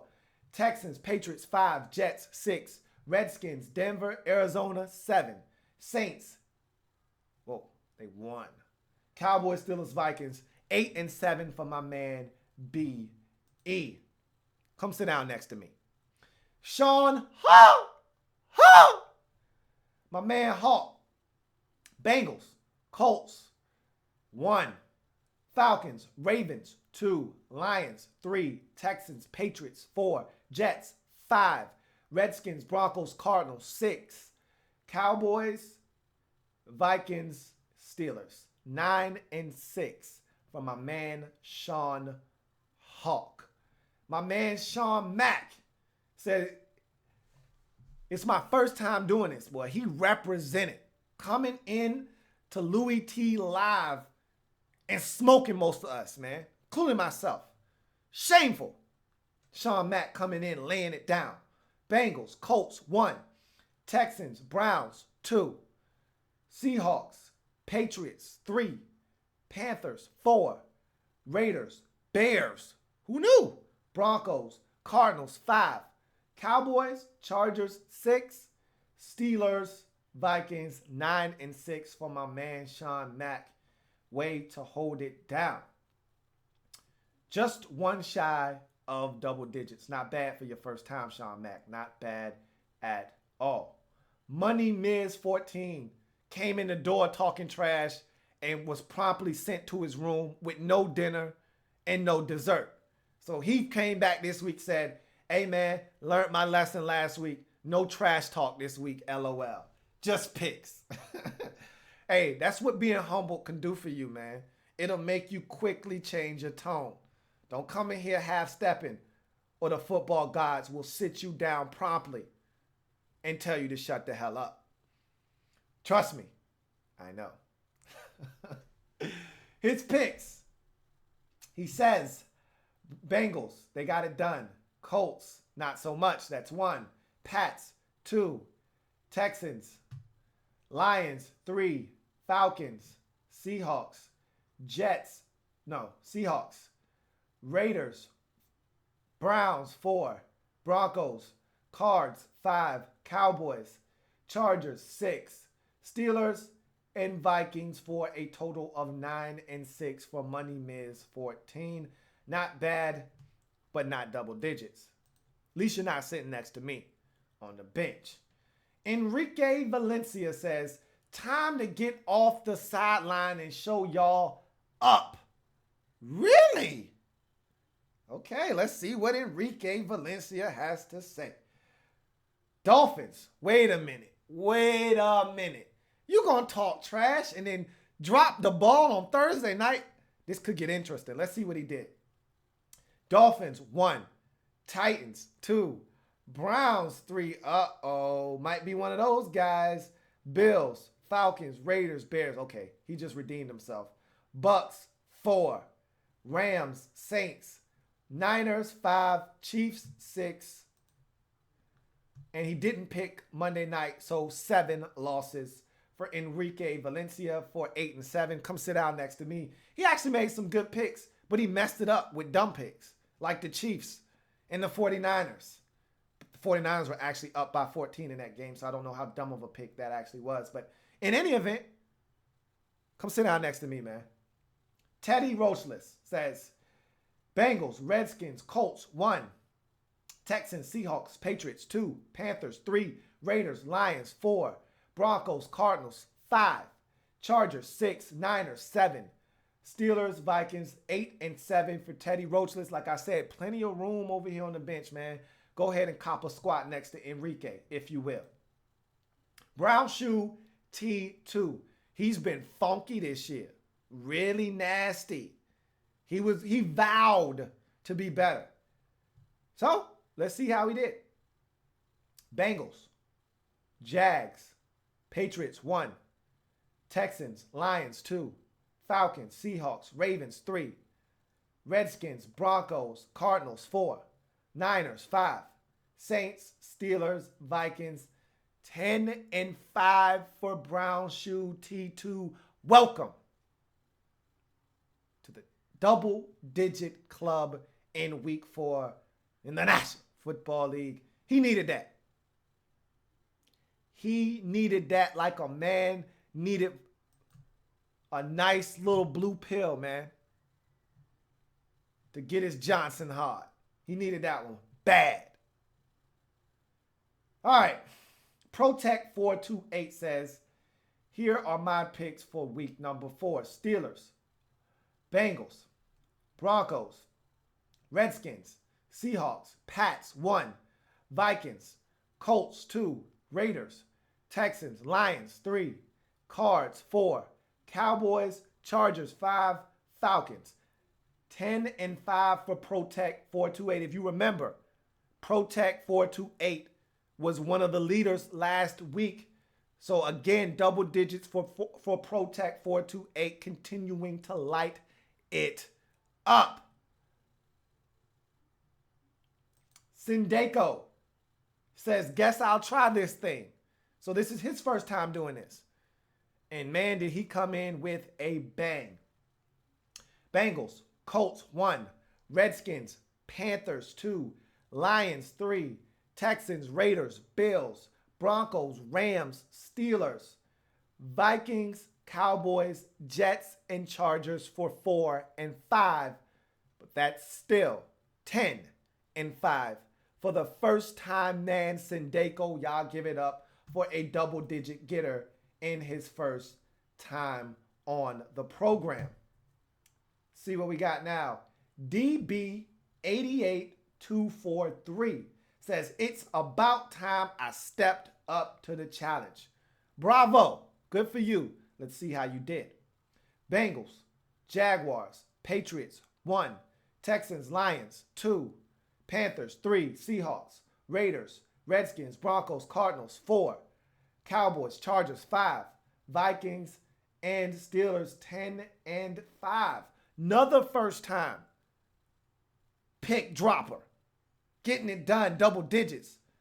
DB88243, y'all give it up, man. Double digits for another man coming through and blazing us. Again, I'm being put to shame here. But I'm happy for y'all. I really am. I'm going to have my day in the sun. Don't you worry. Caleb Hazard. Bengals, Colts, 1. Falcons, Raiders, Lions, 2. Texans, Bills, Seahawks, Redskins, Broncos, Cardinals. Is that 3? Let's start over. I lost my place. Colts, 1. Lions, 2. Cardinals, 3. Chargers, 4. Cowboys, Chiefs, 5. Vikings, 2, 4, 6, 8, 10, 12. Yep, all 15. So 10 and 5 for my man, Caleb Hazard. Nice. Another double digit. I told you, y'all were killing it this week. Another double digit getter. Nobody below the Mendoza line until we get to Big Blue View. And remember, he was funky last week and the week before that. He says, stepping my game up after 2 bad weeks. Goal is double digit W's. Way to set lofty goals, man. Way to set lofty goals. Bengals, Colts, 1. Pats, 2. Texans, Lions, 3. Panthers, 4. Seahawks, Raiders, Redskins, Broncos, Cards, 5. 49ers, 6. Chargers, 7. Steelers, Giants, 8. Ouch! The first man to go below the Mendoza line in week number 4. Big Blue View. Now, I wore the dunce cap this week. Next week, it's going to be you if you don't tighten up, man. Yikes. So right now, the basement is Big Blue View at 7 and 8. The ceiling is my man Cubone Football at 12 and 3. Michael Preller. Cincy, Indy, 1. New England, 2. Houston, Washington, Seattle, Atlanta, Oakland, Detroit, 3. Denver, Dallas, Arizona, 4. New Orleans, Steelers, and Vikings. So 10 and 4 for Michael, or excuse me, 11 and 4 for Michael Preller. Hell of a week. Hell of a week for MP Michael Preller. Hell of a job. And last but not least, Carmen Rana. Bengals, Jags, Seahawks, Lions, 1. Falcons, Ravens, 2. Texans, Patriots, 3. Redskins, Broncos, Cards, 4. Chargers, 5. Broncos, Steelers, and Vikings for a 10 and 5 record for Carmen Rana. Great week for you guys, as there were 1. Let's count these double digits up. 2, 3, 4, 5, 6, 7,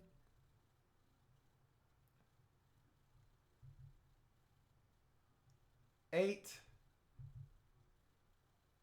9 double-digit getters out of 1, 2, 3, 4, 5, 6, 7, 8, 9, 10, 11, 12,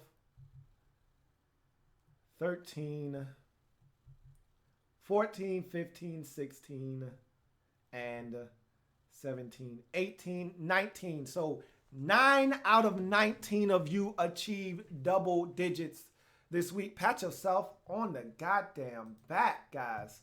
Hell of a week. And I was funky this week. So you guys deserve a big round of applause. But the man of the hour, the man that got it done, let's take a trip to the winner's circle. Y'all give it up for Q-Bone Football. 12-3 in week number 4. And Q-Bone lit it up. He is your winner in week 4. And not only are you going to try to come after his crown next week, but Q-Bone's 12-3 mark was the highest win total percentage-wise this season, which takes him up. If you look into the top corner, right above me, that is called King of the Throne. Okay? Up above. He's sitting in the King's throne seat. All right? That's the throne up there. That should be your goal every week. Until somebody gets a higher win percentage than 12-3, Q-Bone Football is the king of the throne. That's my goal for next week. I want to be up there in the seat, in the throne. That's my seat. He's just keeping it warm for me. That's my seat up there. Okay? Q-Bone Football is the king of the throne. Highest win total this season on Louie Tee Live. That should be your goal every week, to try to put your name in that seat. Let's see how long he stays there for. My goal is to knock him out of that damn seat. I want my name in that seat. Not Q-Bone Football. Hell of a job, man. And as you can see, right next to me, those are the names of the winners of every week. That's the Wall of Fame. Of course, next week, week 4, Q-Bone Football's name will be, as a matter of fact, let's go ahead and insert my man Q-Bone Football's name into the Wall of Fame. Hell of a week by Q-Bone Football, as he not only gets his name in the Wall of Fame, but he is sitting right now in the throne as the best of the best in the Louie Tee Live program. The man's a beast right now. I'm jealous. I'm not going to lie to you. But I shall return. Don't you worry. Don't you worry about a thing. Because I shall return for my crown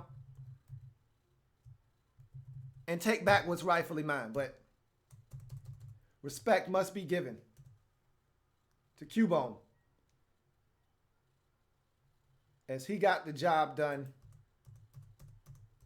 here in week 4 in the lab room on Louie Tee Live. So let's see what you guys have to say about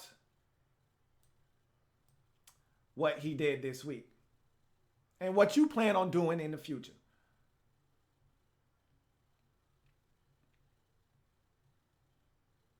All right.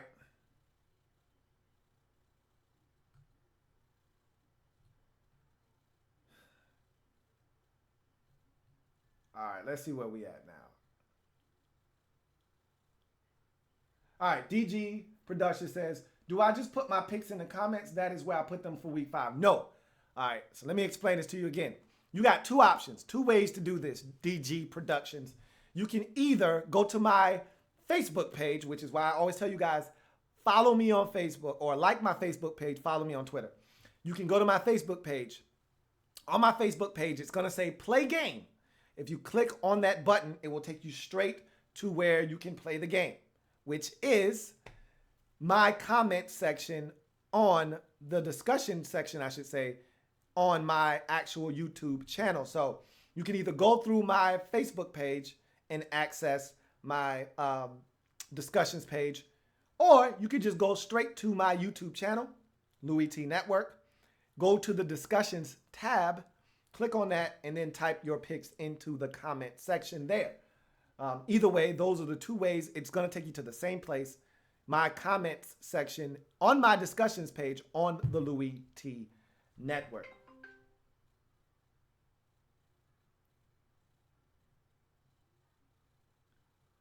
All right, Cubone Football. Hey, man, you're not a bitch. I don't know if somebody called me one. Did somebody call me one? I might have missed that one. Somebody called me soft, and I don't know why. I never got an explanation as to why I was soft. Oh, you're talking about, I said I bitched up last week. Yeah, I did. I'm sorry, Q. I did. I didn't have the balls to pick the Bills, man. I bitched up last week. I did. All right. Andrew Kim says, yeah, Ravens and Chargers game messed my picks up. They got me too, man. I would have been double digits, and I would have took double digits, even though I thought I was 11 strong this week. I felt like 11 was the number. That would have got me to 10-5. It's amazing how 2 games can change your entire outlook on your picks. In those 2 games, they did me in just like they did you in. Greg the Best 14 says, can the Lions beat the Eagles, and are the Eagles really good? The Eagles are good. How good, I don't know, but they're better than anybody gave them credit for being coming into the season. And hell yeah, they can beat the Lions. The Lions suck. I mean, the Lions are capable of jumping up and biting the Eagles, but coming off of a bye, you should be able to beat them. They're missing, I think Ebron's out. They got somebody else out in this game. The defense has been decimated by injuries. Yeah, they should beat them.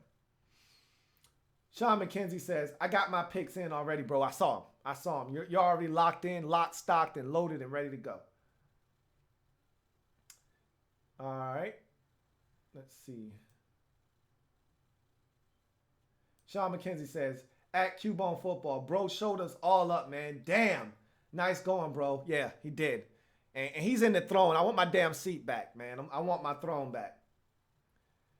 Sean McKenzie says, thanks, bro. No doubt. No dinner, no dessert. Yeah, no, you can't have either. Gotta go straight to your room, man. Straight to your room. DG Production says, do I just put my picks in the comments? Is that where I put them? Yeah, in the comments on the discussion page on my YouTube discussion page. Hopefully you find it. I'd hate for you to miss out.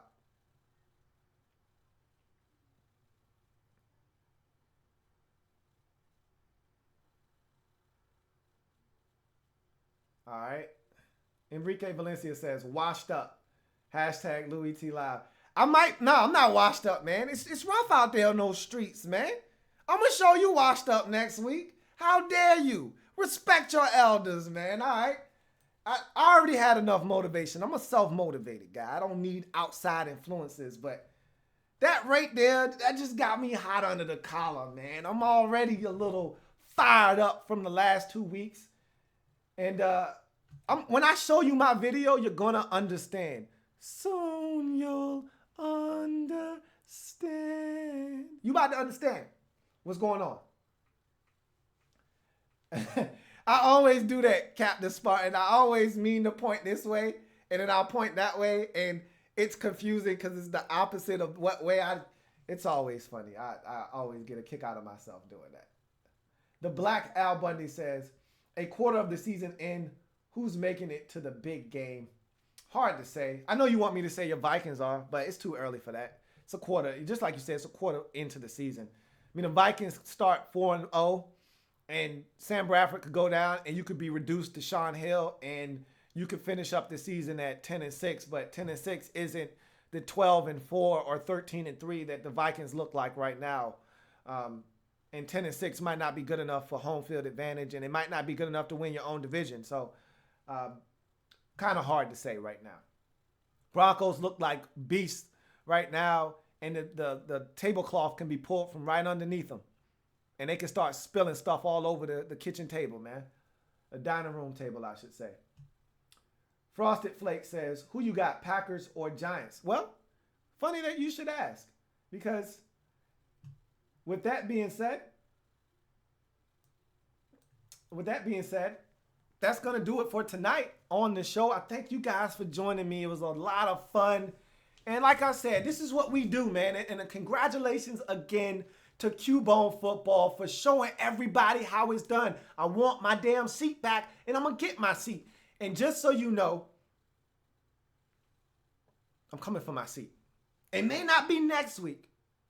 It may not be the week after that, but at some point this season, my name's going to be up there in the throne where I belong. Be up comfortable, feet up, on the throne, smoking a cigar, sipping my wine. Until then, I will see you next time here on Louie Tee Live. And just like I always do, I'm going to leave you with my picks for week number 5.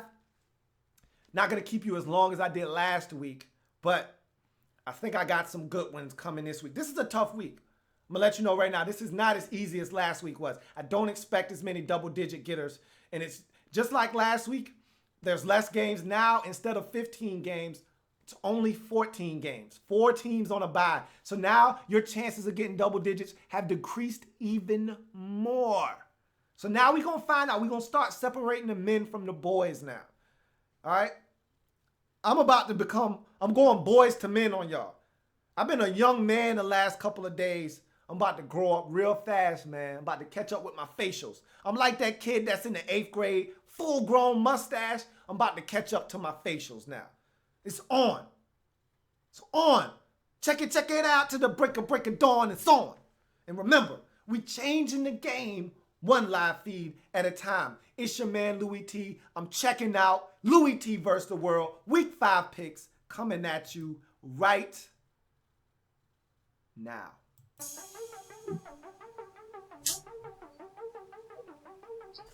Who else could it be? Me, your man, Louie Tee. Welcome to week number 5, Louie Tee vs. the World in the National Football League. I'm embarrassed. As you can see, I'm a man of my word. And through the talents of my son, who I had to look my son in the eyes and say, son, this is what happens when you make promises you can't keep. You got to put the dunce cap on. I need your help. I need you to bless me with a dunce cap. He said, hey, Pops, don't worry. I got you. You're going to be the best looking dunce ever. So here I am. My goal and mission for the remainder of the season is to never wear this cap again. Never, ever wear this cap again. And starting this week, we are giving out the dunce cap to the worst performer in that week on Louie Tee Live. So if you want to go below the Mendoza line, you want to win 5 games and drop 10, you're going to get the dunce cap for the week. I'll be the first to sport it because I had a terrible week last week. Not terrible, below the Mendoza line terrible, but terrible by my standards. So I'll be the first to don it. Got a dunce cap on, and I'm not ashamed of it. When you make promises you can't keep, and you make picks that get you to 8 and 7 on the week, you deserve to sport the dunce cap, aka the piss cup. And yeah, I was sipping from the piss cup this week, but I will redeem myself. And what I came to the realization of this past week is that I have to stop picking with my heart. You can't be emotionally invested when you make these picks. Because when you do that, you make irrational decisions. Case in point, the Falcons played the Panthers last week. I didn't pick the Panthers because I thought the Panthers were going to win. I picked the Panthers because I didn't trust the Falcons. Why didn't I trust the Falcons? Because 2 years ago, the Falcons lost me my survival pool. Because last year, I put my neck out on the line and told everybody that the Falcons were going to win the NFC South. They started off 5-0. They started out 6-1, and they promptly lost the last, let's call it 7 out of 9 games of the season. Finished the season up at 8-8. I did that. So because I was somewhat emotionally scarred by the Atlanta Falcons, I refused to pick them last week. That's when your emotion, I'm about to turn into a robot. No emotions involved, just facts, okay? Take all the emotion out of this thing and just become a robot. And that's what I'm planning on doing. Moving forward, that's when I'm at my best. When I take the emotional aspect out of my picks and just pick winners. That's when I become a beast. So from this point forward, no emotion involved, man. Just cold, hard facts as to why I'm picking these teams. Let's run through these games quickly. I don't have a lot of time, and I want to take this goddamn cap off my head. So, week 5 picks coming at you right now. It's Thursday Night Football. Arizona Cardinals, San Francisco 49ers, NFC West family business. No Carson Palmer. Drew Stanton is garbage. Give me the 49ers at home to beat the Cardinals. Go to Sunday slate of games. Patriots at the Browns. The Browns play well against the Patriots. Did I say that with a straight face? Give me the Patriots. Tom Brady coming back. You know what time it is. Philadelphia Eagles at the Detroit Lions. The Lions stink. I'm tired of these boys. I'm going with the Eagles. They're missing a bunch of players. Are the Lions. Give me the Philadelphia Eagles coming off a bye to remain perfect on the season. Chicago Bears at the Indianapolis Colts. Look, the Colts at some point have to start winning some games. This is the week where they got an opportunity. Billy Ho and company coming to town. It's not going to be easy. I don't expect them to be convincing, but I do expect them to win. Give me the Colts in that ball game. Tennessee Titans at the Miami Dolphins. Neither one of these teams are any good. But the team at home going to win this football game. Give me the Miami Dolphins to beat the Tennessee Titans. Houston, Texas at the Minnesota Vikings. Look, Vikings are good, and until somebody shows the ability to knock these boys off, I'm going to keep picking them. Give me the Vikings at home to beat the Houston Texans. New York Jets at the Pittsburgh Steelers. Ryan Fitzpatrick is the Jets quarterback. Enough said. Give me the Pittsburgh Steelers to win that football game. Washington Redskins at the Baltimore Ravens. The Redskins defense is atrocious. Give me the Baltimore Ravens at home to beat the Washington Redskins. Atlanta Falcons at the Denver Broncos.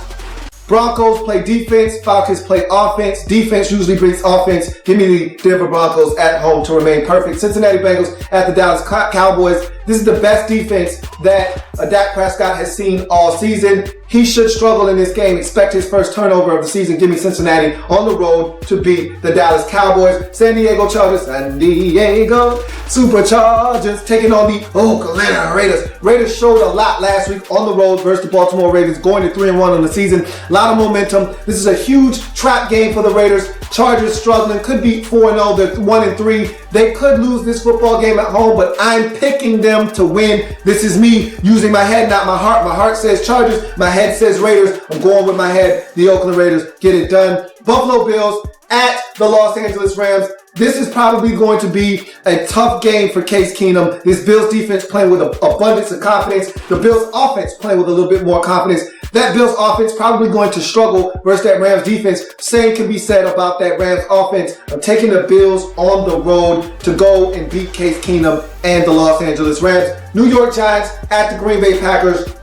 Giants are struggling. They got a number of questions. Odell Beckham Jr., is he mentally stable? I can answer that question. No, he's not mentally stable, but that's not the reason they're going to lose this game. They're going to lose this football game because the Packers are the better team, and they happen to be at home. Give me the Green Bay Packers in that football game on Sunday night. And you go to Monday Night Football, Tampa Bay Buccaneers, Carolina Panthers. Will Cam Newton play? Won't he play? Doesn't really matter. The last time Cam Newton missed 2 games in a season was 2 years ago when he missed, so happens, both Tampa Bay Buccaneer games. Guess what? Their backup quarterback Derek Anderson came in and beat the Buccaneers twice in that season. I don't see why this is any different. If Cam Newton plays, they win. If Cam Newton doesn't play, they still win. Give me the Carolina Panthers at home to beat the Tampa Bay Buccaneers. Last week, I had way too many road teams. Anytime you go more than 4 home teams, or road teams, in a week, you're asking for trouble. I had 6 road teams last week. I was asking for trouble, and trouble I got. This week, a lot more manageable. 4 road teams. It's hard to win in this league on the road. I understand that. I was out of line last week for thinking that many road teams was going to get it done. I am back in my lane. I am back picking with my head, not my heart. I expect much better results in week number 5. We'll see what happens. Very disappointed with my performance last week. I'm not going to talk too much trash this week. I got to get back on track. I got to get this damn dunce cap off my head. I'll see you guys next week. See how it goes this week.